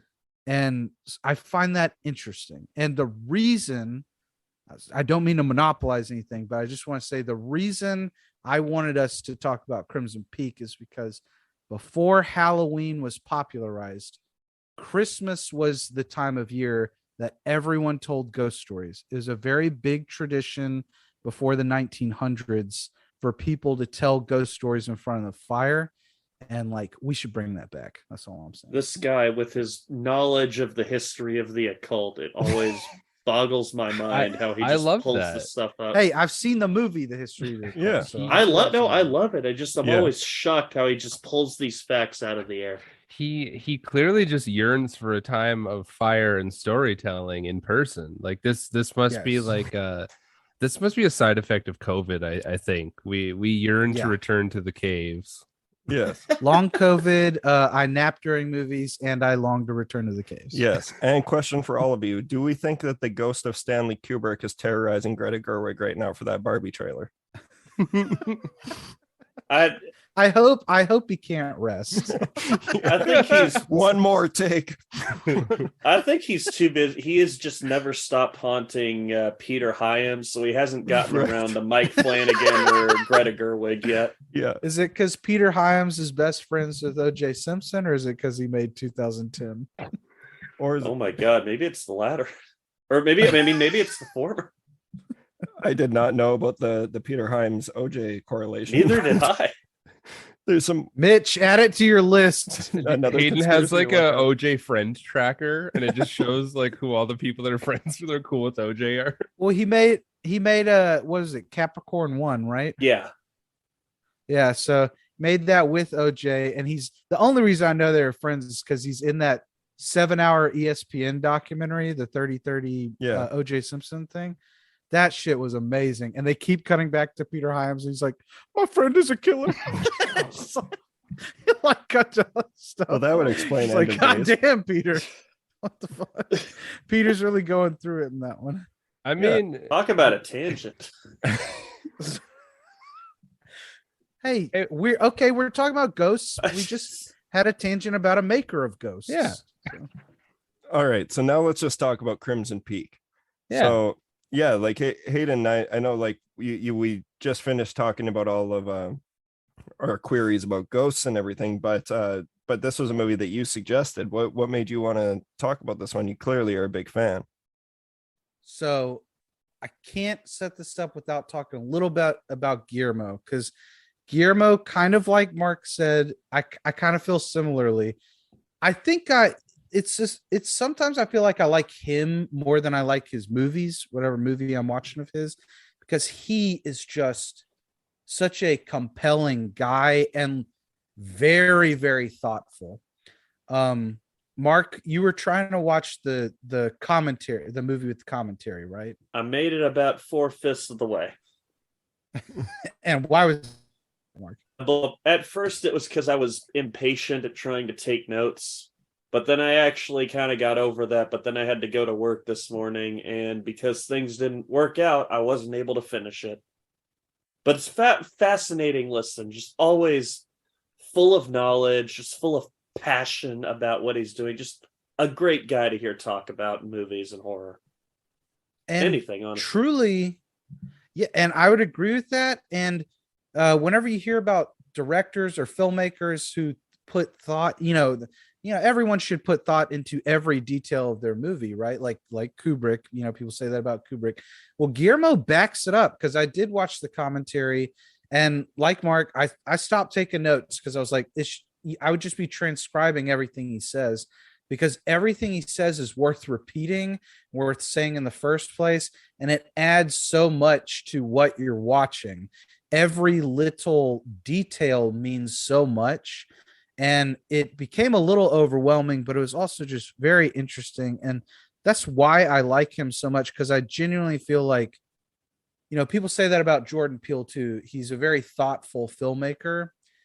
Guillermo is kind of like that, as well. I just think Guillermo's movies kind of stand on their own, maybe a little bit more than I feel like Jordan Peele's movies do for the most part. But where was it going? Sorry, where was I going with this?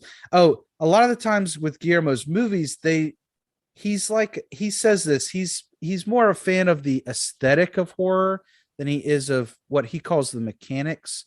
So he doesn't really like making horror movies so much as making movies from other genres with horror, aesthetic and feel and vibe to them. And so a lot of the times I'm like, okay, I'm watching Shape of Water and I like a lot of the pieces, but this doesn't really represent what I loved about Creature from the Black Lagoon growing up. It's like, it's sort of some ideas that I maybe would have liked at the time, but it's not really a Creature from the Black Lagoon movie. It's a movie about, love and communists or something. Yeah. I can't remember. And just being different.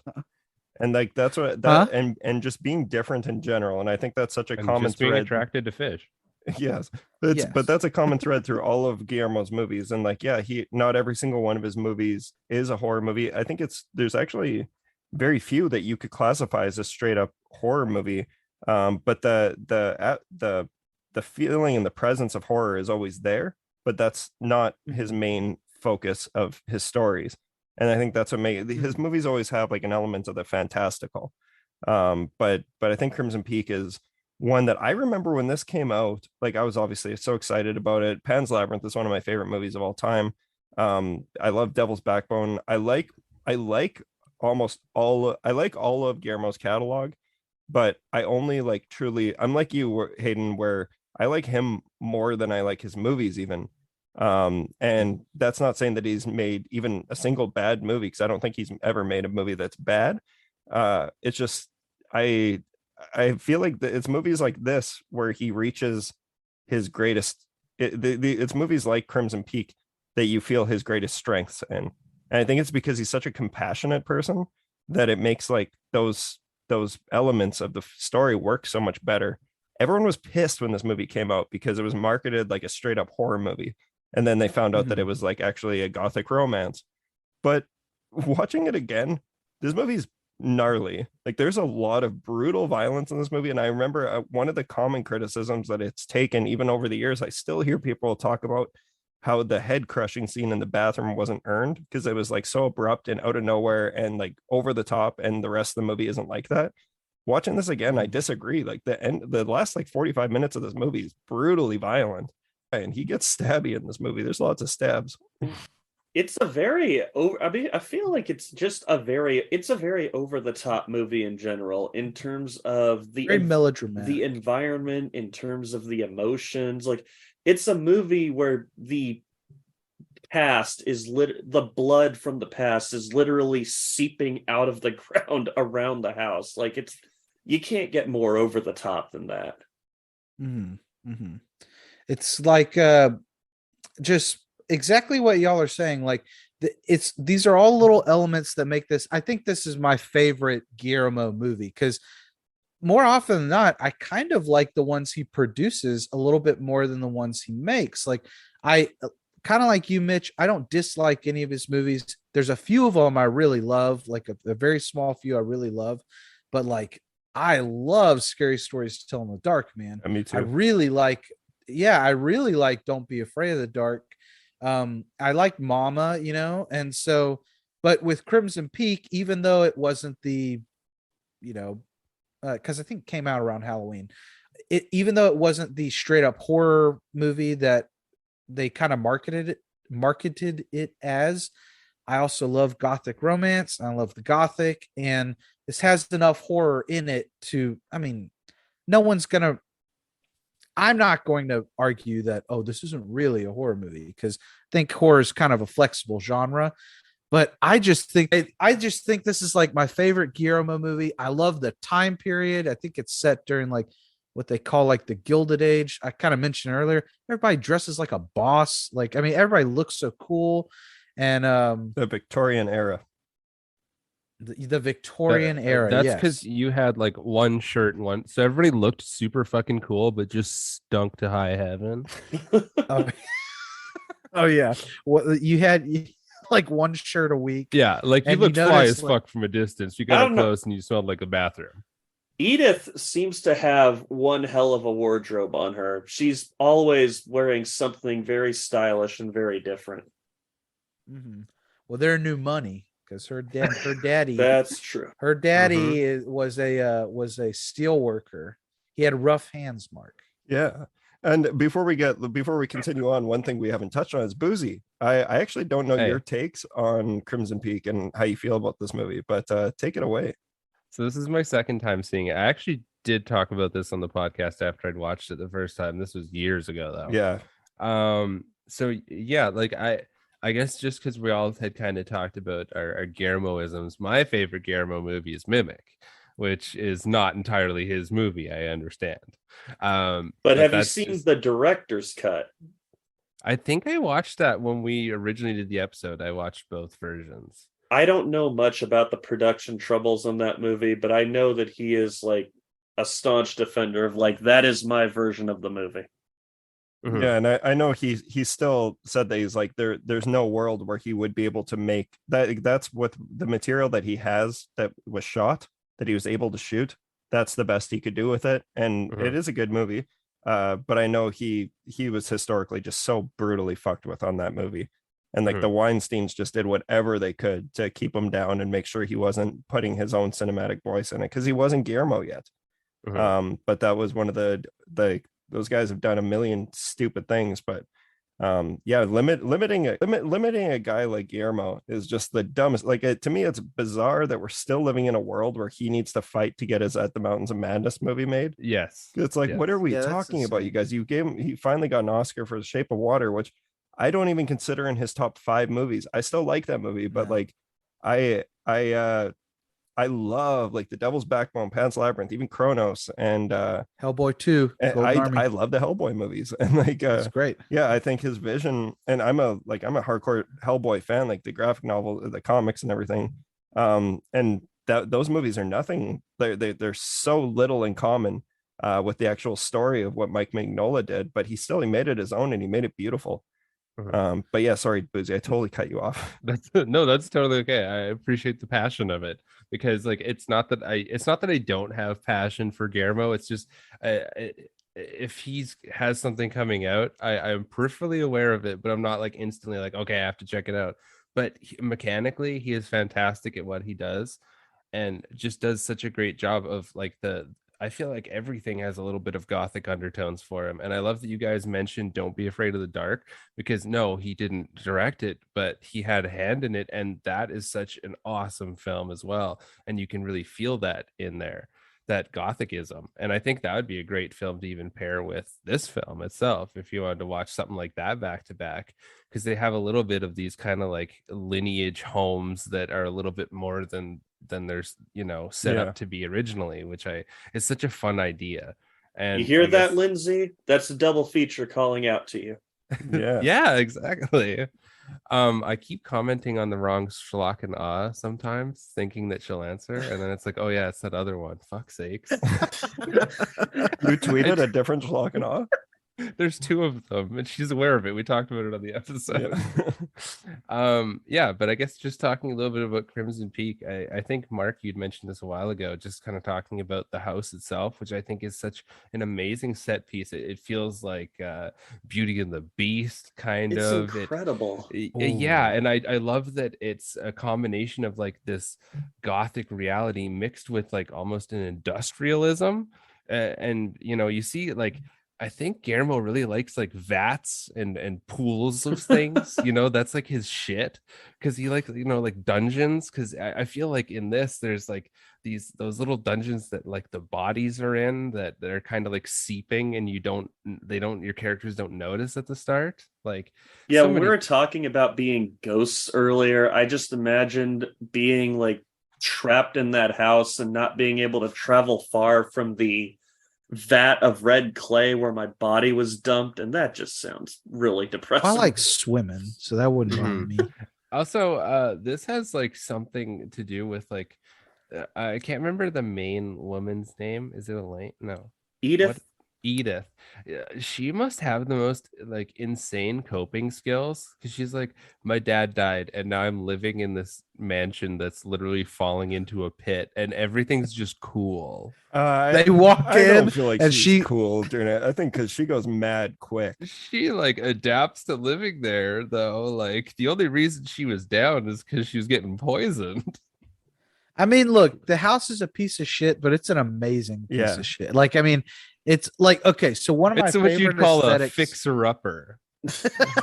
one of my favorite aesthetics ever is in old movies and new movies when they open the doors to some huge estate and leaves just blow all over. I love leaves flowing through mansions. It's a great look. And like, okay, but I do have a It question. stresses me out when I see that, honest. I think that's like the dadism in me where I'm like, fuck, somebody's got to clean that up. Yeah, that's how I am too. But that's the If I ever see thing. That's someone- the thing. Is like if there's a pie fight in a movie or a food fight, It Takes Two, the Mary Kate and Ashley Olsen movie. There's a sloppy Joe fight. Stresses me to high heaven. I have a question about the leaves in Crimson Peak. Mhm. Where are they coming from? Because they're falling through the They ceiling. imported them. There ain't no tree above that roof. No. Maybe he was doing a little bit of greenhousing in his spare time somewhere. They're too busy fixing up the house that all the leaves that blow in from all around the country, Yeah. they don't have time to rake them up. So they've just One groundskeeper who What- rakes all They the got leaves. too much goo to mine. wait. They have a groundskeeper?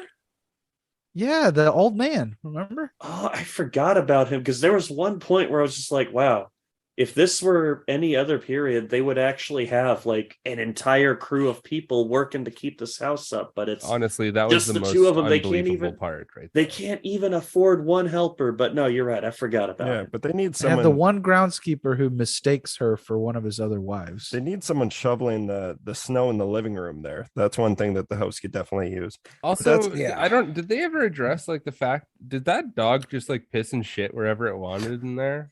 Oh, this is one of my favorite Buziisms, is questioning where the dog shits. I can't remember It's what like- movie we were watching, but there was something where it's like they're trapped inside with a bunch of dogs. It's like, you're never letting this. We never see the dogs go outside. They're just pooping away. Wait, did y'all cover Hotel for Dogs? Oh my god. Scream 4's Emma Roberts. Scream Okay, 4 is I just have to say, like, I hope that groundskeeper got good, like a pension or something. Because yeah, having to clean up after that dog plus that entire place is falling apart must be really fucking tough. and to have Lucille Sharp as your boss. Oh Just- God. Oh, I would kill just- for her to be. I just want to say she Love her. has insane. Love her. Watching this a second time, she has insane cardio. The fact that she gets stabbed and can go up and down all those stairs and outrun everybody else is Oh, phenomenal. girl bossing Buzi. I mean, Look it up. She is like a fucking gold medalist in this thing. Like, How strong was that sink? And she just broke it with the guy's Yeah. skull.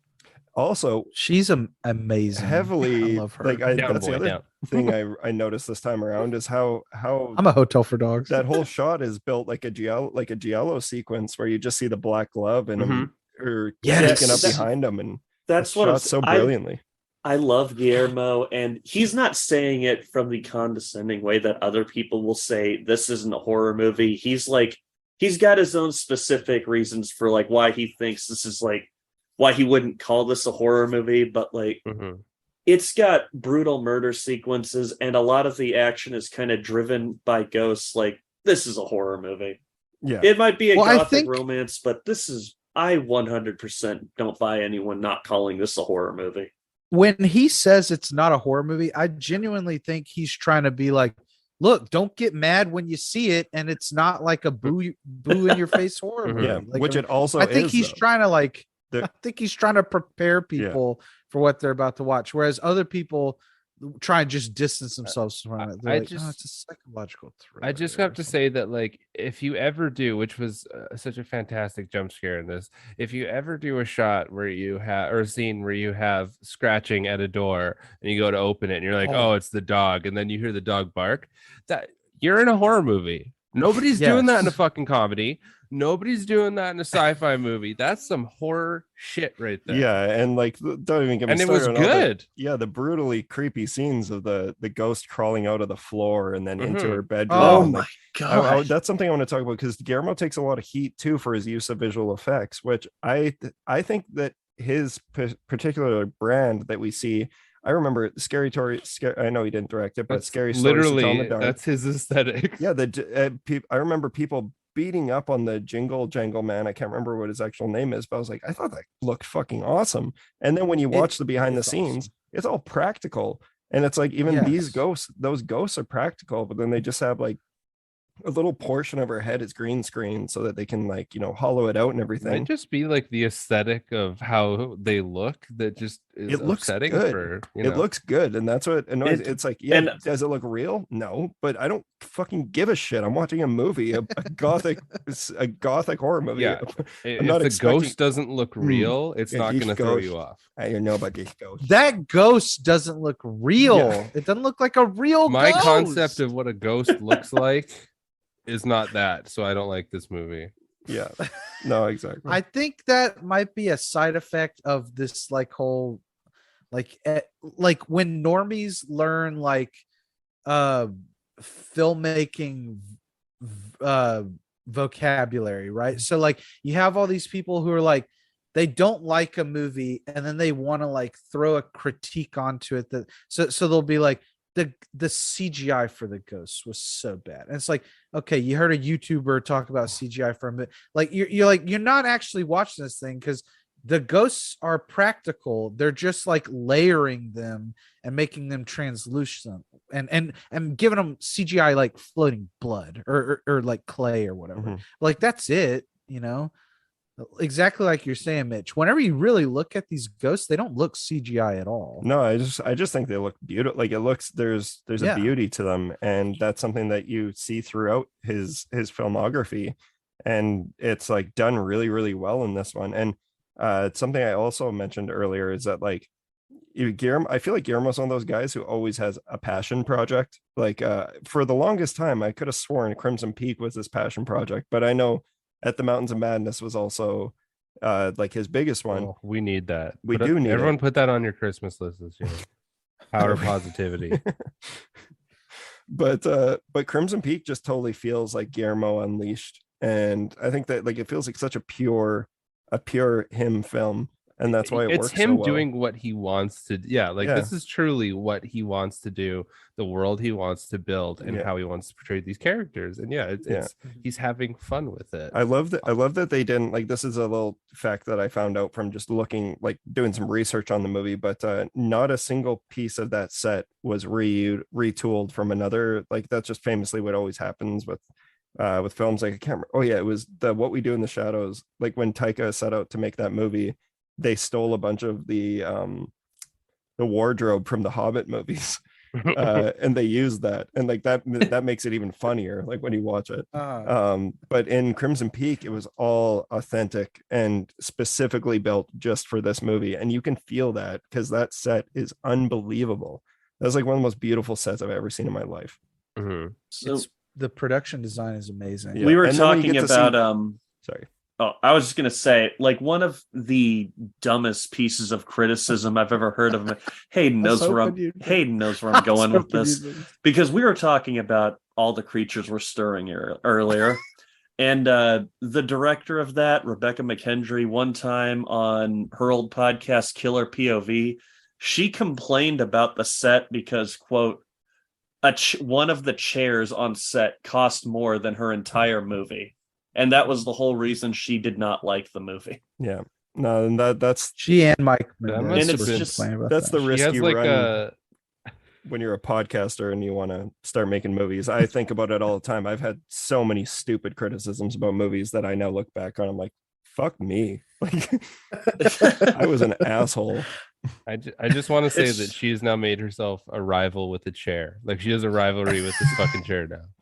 But yeah, I mean, it's just like you hear a lot of silly criticisms, like not even just that. Like I remember hearing people go on about this as being like style over substance because the story itself is not that complicated. But like that's part of the cinema. Like the story is in the house, the story is in the set design. Like it's all going towards telling the story. It's not. I don't. It's just I it's a classically told story too. Like it's simple to the point, and it makes sense. And then that makes it that opens up a room for idiots to complain about it and think that they're smarter than the movie. And when there's a very specific subgenre like gothic romance or something, and someone complains that, oh, I've seen this story before, it's like, yeah, you're watching a gothic romance. It's like when somebody complains about like, I knew what the ending of that folk horror movie was going to be before it ended. Yeah. It's like, yeah, because all of these movies are the same movie, but like they're at this point they're made for the people who like those trappings. You find comfort in that familiarity. Yeah, so. No, and they work for a reason. Those story beats work for a reason. That's why they're recycled so many times. And I say recycled with love. That's what movies are. They're just in constant evolution of other stories and ideas, and then they become unique by the person who's making them. And Guillermo is one of the best to do it. So it's like I'd watch that guy. I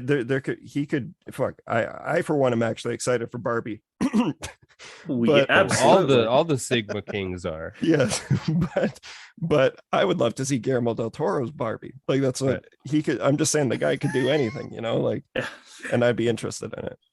But I also just love that we get to watch Jessica Chastain get yeeted off that balcony because I know you said that you love her, but she's so evil throughout the movie, and I think that's really is brilliant. She's she's a real wicked witch in this. Let's talk about that's why I love her, because she is a great character.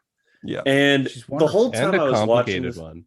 And exactly, that's part of what I love about her. Like she is so evil, yet there's a humanity to her, and you like even when she's doing the most cruel, heinous stuff, like giving her brother a hand job. You sense the emotion behind it, and you're like, yes, like giving her brother a hand job. So sad, and what a hand job. The best part is on the commentary. Guillermo's like, he's like, in contrast with the scene where Edith and Thomas have sex, this scene with Thomas and Jessica Chastain is not meant to be sexy. It's supposed to be scary. And I was like, well, you failed, Guillermo, because I'm too hot mofos. Yeah. It's sexy as hell. It's Jessica Chastain and Tom Hiddleston. Yeah, they're two of the most beautiful people alive. I have a question to propose. Mitch, you kind of like got me thinking on this because of the Charlie Hunnam factor and where we're in society. Do you feel like this movie got review bombed by Sons of Anarchy fans who came over dragging their knuckles? Honestly, that's a very that's you might Sons of Anarchy fans don't know how to comment on like reviews. Sons of Anarchy fans don't know how to watch movies, or else Pacific Rim would have done better over here. That movie made all its money in China. That movie is that's something I want to talk about, because they kind of reminded me like Pacific Rim and Crimson Peak could not be more different. That's part of what's so awesome about Guillermo. But they're both kind of similar in that Jaegers. Like I like Charlie Hunnam. Don't be hard on Charlie Hunnam. And he's great in this movie because he's not. Well, yeah, it's such a weird choice for that character.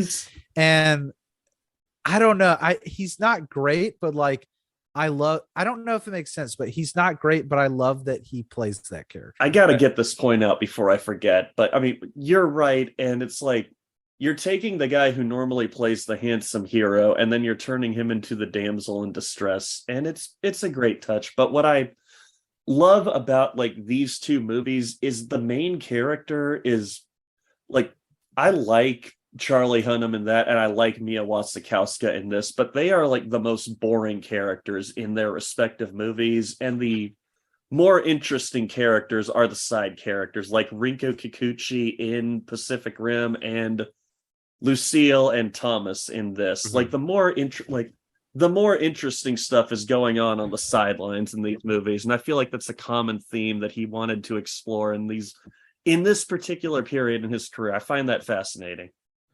You want to talk about more interesting stuff going on the sidelines? Let's talk about some character actors who pop up in this thing. You got Jim Beaver as Papa, and he's great. You got Jonathan Hyde as some critic, who's also great. And then the best, you got Bern Gorman playing a guy named Mr. Holly. And he may be my favorite character in a movie. Bern Gorman is fantastic. Oligriv? Is that how do you pronounce his name? Ogilvy.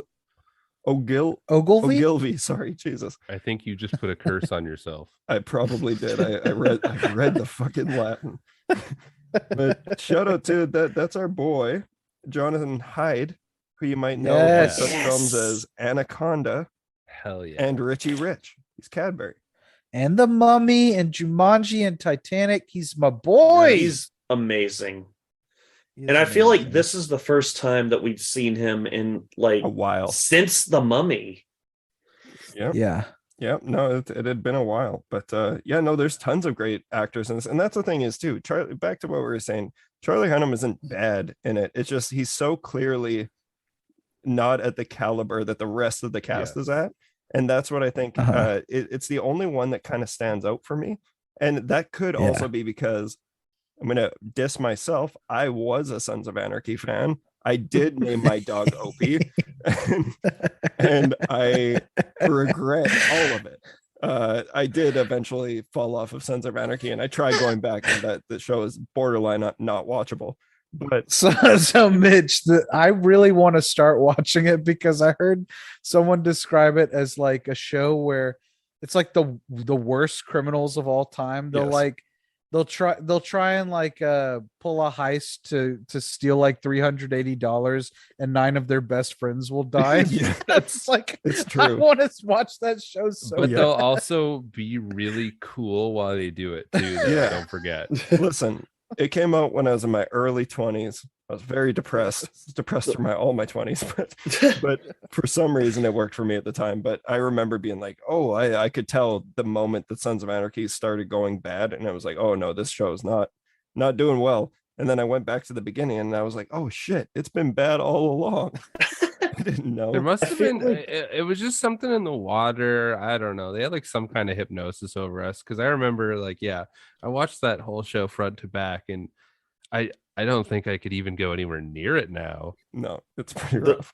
Those older FX shows, like from when they started doing dramas, they tried really hard to be cool and gritty. Yeah. And then I feel like I never watched any of them really, but I feel like they all eventually jumped the shark pretty quickly. Like I remember Nip Tuck, I heard just went fucking bananas at a certain point. Yeah, honestly, that's one that it was bad. So it's such a tangent, but yeah, I loved Nip Tuck, but Nip Tuck was a show that definitely jumped the shark. And then going back to it, it's like it was ridiculous from the get-go. But back then we didn't have the cool FX show.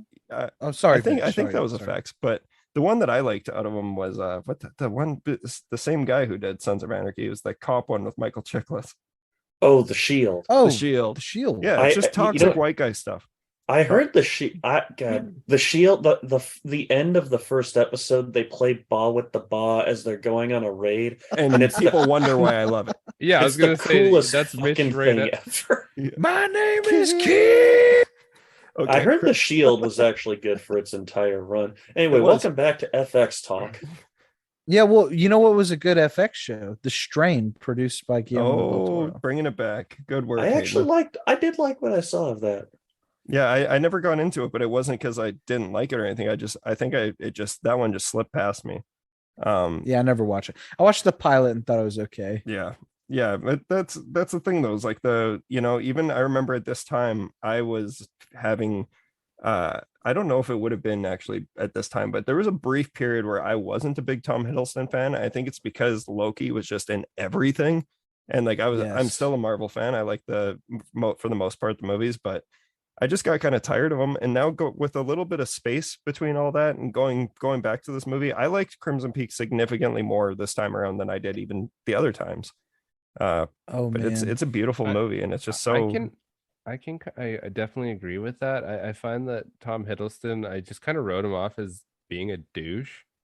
Yeah, I thought he's definitely was not. like a douchey character, and I was just like, yeah, he's a douche. But he's really, he's a fantastic actor, and he takes some fucking brutal shit in this film. He takes some W's. Yeah.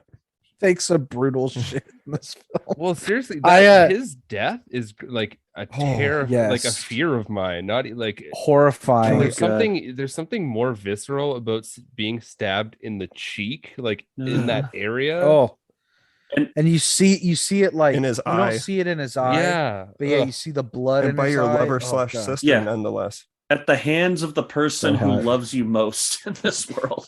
Yeah, but that I love his ghost look though. Like when he comes back and he does have that It's like ethereal. man, fantastic. he just instantly ghostifies. He's like, I'm over here now. Yeah. I'm over here now. So Tom Hiddleston, one of my dream movies that will never happen, but like I so badly want them to do like a Hammer horror mini series or something about like the making of all those movies. I want him to play Peter Cushing so bad. Oh man, you're speaking my God, that sounds amazing. I would love He that. would be a perfect Peter. I don't know who could play Chris Lee because really no one could play Chris Lee, but he would make a perfect Peter It's Cushing. gonna be Brendan Fraser in a skinny suit. Better than the guy In a skinny suit. You think that Tom Hiddleston would be better than the guy they got for Rogue One? Shut it. I don't even Hey, know. we will not take any Rogue One slander on this. Oh no, podcast. I love Rogue One. I'm just I'm clarifying. I'll setting slander someone the else. Cushing stuff because that's an abomination. That's a great casting choice. Let him as Peter Cushing though. I would love that. That's awesome. I love it. I love him in this movie too. I think he's wonderful as like the gothic romance archetype. Totally. Yeah, he fits he it so really well. fits that really well. Like I could see him gothically making love to like a vampire or something. Gothically making. There's like Gothically making love. I think there's like how you do it is like there's a move you like The one Marilyn Manson hand stays on during sex, babe.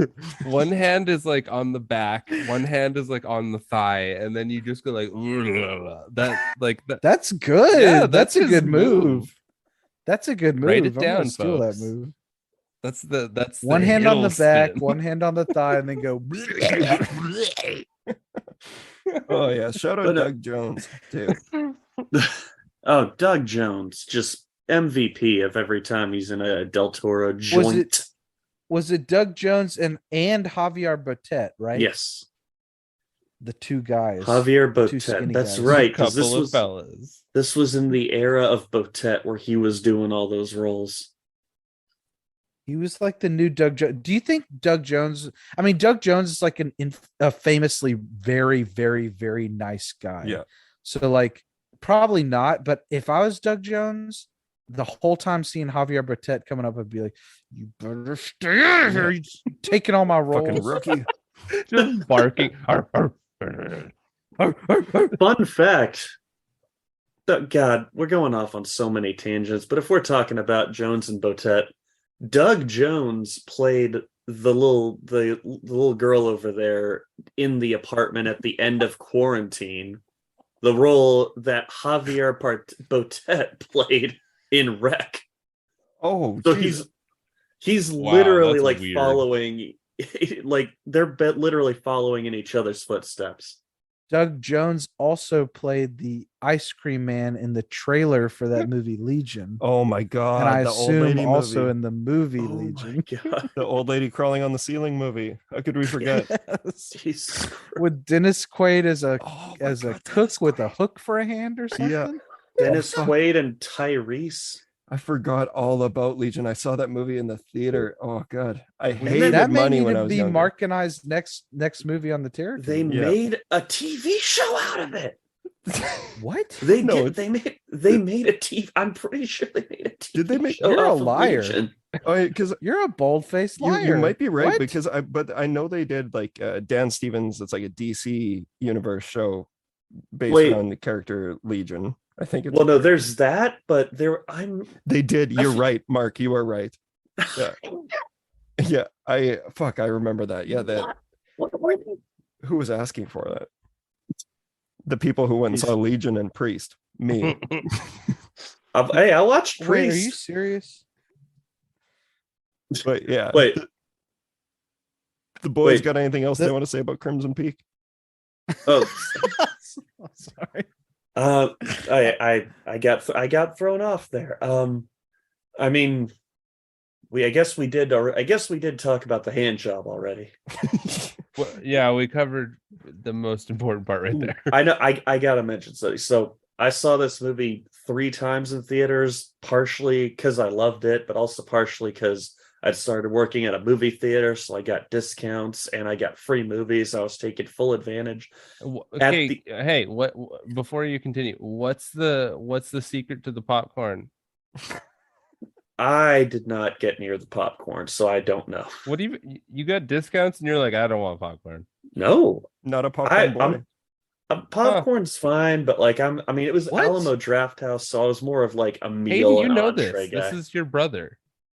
Pop is the dude. Popcorn is essential. Yes. I don't know. I've never. I mean, I like popcorn. What do you just do at the fine. theater? You just sit there with your hands on your lap? Look, You're not I'm- eating like a fucking monster? I'm a hot dog guy, so I get a hot Oh. dog, and it's usually Oh, gone by man. the time the movie starts. I mean, respect on the hot dog, but I need like a giant, oversized thing of popcorn. Like that I gotta eat till I hate myself. yeah, and and yes. it's before the trailers even start. Like Mhm. as soon as I sit Now- down, it's Now here's the question: what are you dumping in the popcorn? Are you done? I'm an M&M and popcorn guy. well, you guys are American, so I don't know if you can like relate at all. But like down here, I got my ketchup seasoning, and I sprinkle that in, and it's fucking Right, incredible. because What that's not a the We US don't- thing. You guys that don't is even have not a ketchup US chips there, hey? No, ketchup. What? Ketchup chips, like Ketchup chips are a big thing here, my guy. Oh yeah, you guys are That's missing We're like out. blowing your mind here. Yes, I've condiment been to chips. Canada twice and I never had ketchup. Well, you're chips. gonna be But having there's them when you come. unfortunately we don't have mustard chips though, which Oh my is god, that's so fucking well, gross. what's Now I did get to so Well- privilege tangent right here real quick. After high school, I did go to Europe for a week, and it was during the World Cup. So I was like in London when London was playing the US, and they had all these different flavors of Lay's chips. This is the thing I remember from that trip. They had all these different flavors of Lay's chips, and they had a cheeseburger flavor, and you could literally take a chip and eat one chip, and you could taste every flavor of a cheeseburger. Yep. Cheese, mustard, ketchup. And I was like, this is pickle blowing my mind. Yeah, uh, we have a ballpark hot dog flavor here that's also fucking terrific, and it's like that too. So my y'all God. have those chips. That's what happened to the chips. Yeah. They took Canada them yeah, to got they're, Canada. they're like a common at our superstore. God. Now, if you don't like pickles on your burger, can you get like a substitute for the chips for No, like just ones you that grow don't up have and the eat it pickle like and an the flavor? adult. I'm I'm not- with that's- Mark. that's- I'm a no pickles on my burger guy. What I the love dill fuck? pickles, my favorite flavor, everything, but not on a fucking burger. Not on a burger. What? Do you at least order it with pickle and then take the pickle off so you can have the pickle No, flavor I don't on there want that without shit the near I my don't want You know, that if on my I would, burger. I would order it anyway and give it to someone else who genuinely enjoys the pickle. If someone wanted my tomato, by all means, have my tomato. This is by far Ooh. the biggest tangent Let me been on in a yeah, while. let me get Hey, back. to the- tomatoes are red, which is crimson. I got to which get is- back there to you the go. point that I was making. So yeah, I saw it 3 times at the Alamo Draft House when this movie was out. They actually had a beer that tied into the movie. They had a Crimson Peak Ale, and Ooh. it was an amber ale, Mm. and it was delicious. And I must have had that like every time I went to the movies until they stopped serving it, which was like pretty much the rest of the year. I have such fond memories. I would give anything for them to bring that beer back. Did it have like a catchphrase on it, like "tastes like incest" or something like that? Amber beer is real. This much I know. Nah, it doesn't ring. It doesn't have a ring to it. I do love This amber much I- beer though. Also, I just want to point out what a great year for snowy movies 2015 was, because this came out Hateful like Eight. this came out a couple months away from Revenant. The Hateful Eight, The Revenant, and Carol. And if you were lucky Ooh. enough to see The Black Coat's Daughter in 2015, That's a snowy ass That was year, dude. as someone, snow is like That's a my lot favorite. of shoveling, my guys. That's one of my favorite things to be in a movie. You have a snowy setting in a movie, I am there. So that was a great year. Are you guys around snow? Yes. I don't even know whereabouts. Hell no. No. It snows in Texas like once every. Actually, No, more you and guys more had that like frequent. grid get knocked out the other year. Oh, Yeah. Yeah, every now and then we'll get snow. It's like it used to be once every 50 years, and now it's like once every 2 years. And because nothing is wrong with the climate or anything, not at all. it's just how it's Yeah. happening. But I wish we could give it to you but- guys. I'm a fucking over the snow already. Well, I've spent like a good deal of my life in Colorado because my parents spend a lot of time up there. So I've spent plenty of time around. They filmed snow. I South love it. Park there. they filmed that documentary South Park up there. I've spent enough time in the Pacific Northwest to know I really like snow, but I haven't lived with snow, Yeah. so I'd probably You- feel differently. You For come sure. on down here for a month, and if you survive it, then you'll be like, I fucking hate snow. Yeah. We're like Anakin Skywalker, but instead of sand, we hate snow. Yeah. It's coarse and it's wet and it gets everywhere. Imagine driving, and it's the most annoying thing. But yeah, we couldn't drive on. We literally couldn't drive for like a week in Texas because there was a little bit of ice. Yeah, Oh. no, that's That's what David Pryor roasted our entire state because of that. I'm he's banned lucky from now enough on. to live in a state where if the roads get icy, Amazon's like, okay, we'll close down our station. We're not having deliveries. But other places where roads freeze regular, they're probably like, suck it up. yeah. In Saskatchewan, your entire garage could be snowed in, and you still need to go to work.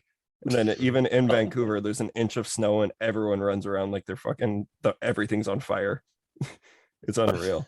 Oh my God. But yeah, Crimson Peak, real good movie. We all Really enjoyed good. it. Yeah. I've Anything had else you a- guys want to add splendid before we time. close up? Well, So I want to mention real quick, the Arrow Blu-ray release of it is really cool. Oh my It's got God, some some good little special features on there. Like we mentioned, the commentary is very, very good. However, my favorite detail about the Arrow Blu-ray release is the reverse art on it is amazing. Because at first you have this whatever little art with the red ghost. Oh, or I whatever. love that But art then you too. turn it around. I Huh? love that art too. Well, you turn it around and it turns it into one of those classic paperback covers of like the woman running away from the scary house. And that's exactly what kind of story this is. Mhm. And it's Mia Wasikowska with like the candelabra or whatever. And she's like standing next to a tree with Allerdale Hall all the way in the background. And it's amazing. I love that so much. Yeah, actually, I didn't even know about this release. that actually they put one out with like a big, thick, fancy book, and I saw it every time I went to this record store, and I was just like, I've already got the Universal Blue, maybe next time. And now that it's out of print, it's like one of my most sought after things. But also, I want to mention it before I forget. Mondo put out this great poster for Crimson Peak by Daniel Danger. You guys should look it up sometime. I've actually managed to get that, and I haven't gotten it framed yet. I've had it for like 4 years, and I still haven't gotten it framed because I'm lazy as hell. But it's like Oh, it's beautiful. one of my favorite things Mondo's ever done. It's incredible. Yeah, I'm looking at it I now. have It's a- so gorgeous. Yeah, this is amazing. It's the I have a few detail. Guillermo things I want to ask y'all about before we close out. Okay. Okay. Raw. Guillermo is one of these guys who's known for like announcing every project he's interested in, and then like he quits most of them. So like they mostly never go anywhere or they get canceled. So sometimes he walks out and sometimes they just fall apart. So there's a few that I want y'all's opinions on. Y'all mentioned At the Mountains of Madness. Now, most recently, they released that CGI test Yep. for it, which was interesting. Very cool. However, even more recently, after the release of Pinocchio, he said there is renewed interest and he might do it as a stop motion feature. I'd be into that. And I I honestly don't know how I feel about it. Any way that he can get this done, I think in whatever style he will excel. He's just that good of a storyteller. It would be interesting, but I don't know if stop motion, like, it just seems like a weird fit. But if it's the only way to get it made, Yeah. I don't know. And look, I'm a major hypocrite here because I've been so excited for the Guillermo del Toro Pinocchio movie. I love stop motion. I love Guillermo. I think that those two would work so well together. It's been out for like 2 weeks. I still haven't seen it. So I watched it. I watched it. I don't know how successful it is. It's very interesting. However, it kind of makes me sad, and not totally in the way that like it wants to, because it is a sad movie. It's a Guillermo Pinocchio movie, and it's pretty good, but it makes me a little sad because my big project of his that I wish he would just do already while he has the clout. Hellboy 3. Like, Hellboy 3 would be cool. We got Hellboy 3. Oh no. Hellboy 3 at home. It's the David Harbour one. Oh boy. Mom, I want Guillermo del Toro's Hellboy 3. Hellboy 3 at home. We have Hellboy 3. That's good. For me, I just want him to stop. I just want him to make Frankenstein already. Oh, he's been talking about it forever. It's clearly like the movie that he feels he was put, or the story he feels he was put on this earth to make. And the cool thing about Pinocchio is he puts a lot of those ideas he wanted to do with his Frankenstein in it, but in a way that makes me sad, because I'm almost like, oh, does that mean he's Is like, that like the closest you're gonna get to it? Yeah. And so it's cool, it's interesting, but I just want that Frankenstein movie already. Like, yeah, I would love that. And like, and I know we already talked about too, that the creature from the Black Lagoon, like he had famously mentioned that was the biggest influence on The Shape of Water. I like that it's different enough, like, because I do like Shape of Water. But I like it. Yeah, I don't want to make it sound like I really don't like the movie. It's just it's nowhere near the top for me out of his movies. But the Frankenstein is absolutely the most interesting one that I think I'd like to see from him. It's got to get done soon, though. I mean, he puts those ideas in any movie he does with the monster. Yeah. He always like puts his idea of the Frankenstein monster, what makes him love it, into all of his creatures.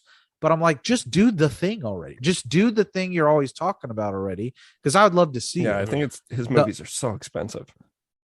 They And are. The Frankenstein could be more expensive than I guess it could. He seems bulletproof. Like, I guess because he gets these like Oscar hits every few years that kind of keep giving him money, because like Pacific Rim made a lot of money in China, but that was kind of viewed as a like bomb over here for a while. It didn't do so much, and yet he still got to make Crimson Peak and Shape of Water after that, and then Shape of Water won Best Picture. That's about the best Oscar thing you can get. And then he made Nightmare Alley, which bombed, and he's got Pinocchio. Who knows? It's also a good movie. Nightmare Alley was really good. Love Nightmare Alley. I love Nightmare Alley. I think that might be my second favorite movie of his, but that might be recency bias. But okay, the other unmade project I want to talk about, because there are a ton. We could talk about him for hours. He's like Spielberg. He's got a million unmade projects. But the other one that I think is so funny is like he was in talks to work with Disney and do an adaptation of Wind in the Willows, which would have been awesome. Yeah, I love Wind in the Willows. But Mitch or Buzi or Mark, I know you've heard the story. But have you ever heard the story about his meeting with Disney? No, I actually don't think I have heard it. He said he went in for a meeting about Wind in the Willows, and he gave them the pitch about like what the book means to like fantasy literature, to children's literature, what he wanted to do with it, all these like transcendental ideas about what it means, and all this kinds of, very thoughtful Guillermo stuff. And then one of the producers or the studio heads was like, could Toad have like a skateboard, and could he be like a really radical dude? and then Guillermo just got up and walked out. Like he was fucking Poochie. When was this? When did this meeting take place? I think in 2011. I think somewhere around that time. Right, It's like a just- Tony Hawk I- had recently been released. and- You're telling me that the people running Disney aren't level-headed human beings? yeah, they're could Toad have a radical skateboard dudes. and could he be a radical dude? Oh And my he's voiced God. by Nick Kroll. That company let Gore Verbinski make a Lone Ranger movie. Oh my God. I still haven't Hell seen it. yeah. I've heard it's great. It's awesome, but it's good. still just like when they're not letting Guillermo del Toro do what he wants, and then they're letting shit like that happen. Yeah, It doesn't. Nothing makes sense. I'd love to be a fly on the wall in any Mm-hmm. of his meetings because the guy's just got ideas that are so much bigger than this world. And Yes. but that's the thing is, like, for the most part, he knocks it out of the park. And I think we are long past the point of doubting what this guy can do. So I just want to see anything he wants to put on screen. I'd love to I see agree. an alternate universe where he got to make Pacific Rim Uprising. Man, holy Have- shit. I I'm have not seen that. I saw it and it was so bad. And I Don't was a they- Pacific Rim fan. Like I was- love Pacific. it was so Don't much they fun. kill off Rinku Kikuchi's character at the beginning of Mhm. Uprising? Mhm. Yeah, that's Mhm. not a movie I want to watch. No, it was pretty rough. I remember that was when it takes a lot for me to want to leave a movie halfway through, and I was just like so exhausted by it. It was just it was one of those ones that just annoyed me. But yeah, everything that made the first one special, like Guillermo's voice, is just not there. It was just like, oh, here's another Transformers movie that isn't Transformers. So- It gave Hayden a gif he likes to send every now and then though, so I guess that's Oh, Charlie Day screaming, "That's what I'm talking about!" Yeah, that's good.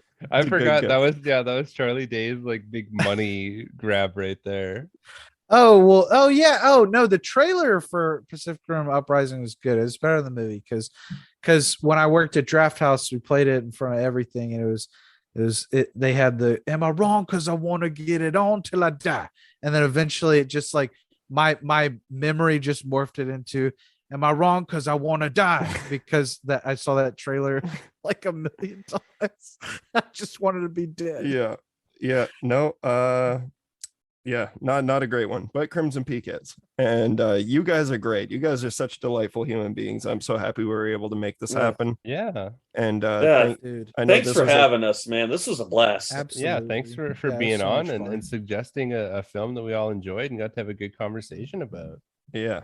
Hell Yeah, this is this whole conversation that we've had is exactly why we wanted to start this podcast 6 years ago. And it's just a blast getting to talk to you guys, and obviously we'll have you back on in the new year. Where can Awesome, man. where I can can't wait for people find you fellas if they want to hang out and chat with you? You can find me on Twitter at the Shape 14, capital Oh, T. hell yeah, that's a badass username right there. It's a my little guy. bit boozy, a little bit me, because Yeah. 14 Mitch Oliver 14. Yeah. remember Wow. that? That's Yeah. Is sorry. that- Go on. Is go that on. like your go-to username number? It was my baseball number when I was like 10. Oh my god! So you have a reason to be attached to that number. For some reason, one day I just decided 14's my lucky number, and It's I a just good number. I use it on It's a good every number. Mhm. But yeah, capital THD underscore capital SHAP 14. You can find me on Letterboxd, Mark Wanner. I'm not doing anything important on either one of those sites, but every now and then I write something stupid I'm proud of on Letterboxd. So give me a follow. You're a great follow. Thanks, man. And Thanks. I don't know how you guys feel, but you obviously have gotten to know my personality a little bit over time. But like whenever I say those guys are fucking insane or those psychotic opinions that they have, I mean that with love. And I love logging Yeah. into Letterboxd and seeing Mark Wanner give something ridiculous 5 stars. Like, what is this? Are you generous with the 5s, Mark? I think you Not just so really much- like movies. Not so much the 5s, but I'm a very positive guy. Like I don't give a lot of things below 3. I can usually find the positive, but a movie needs to really work for me to give it a 5. Yeah. I hand out 5s, man, because like they're there. Why you're not going to use them? I mean, come on. Hayden, where can Like- people find you if you're handing out 5s? Where can they check it out? So I'm on Letterboxd. Hayden Comes Alive. Find me there.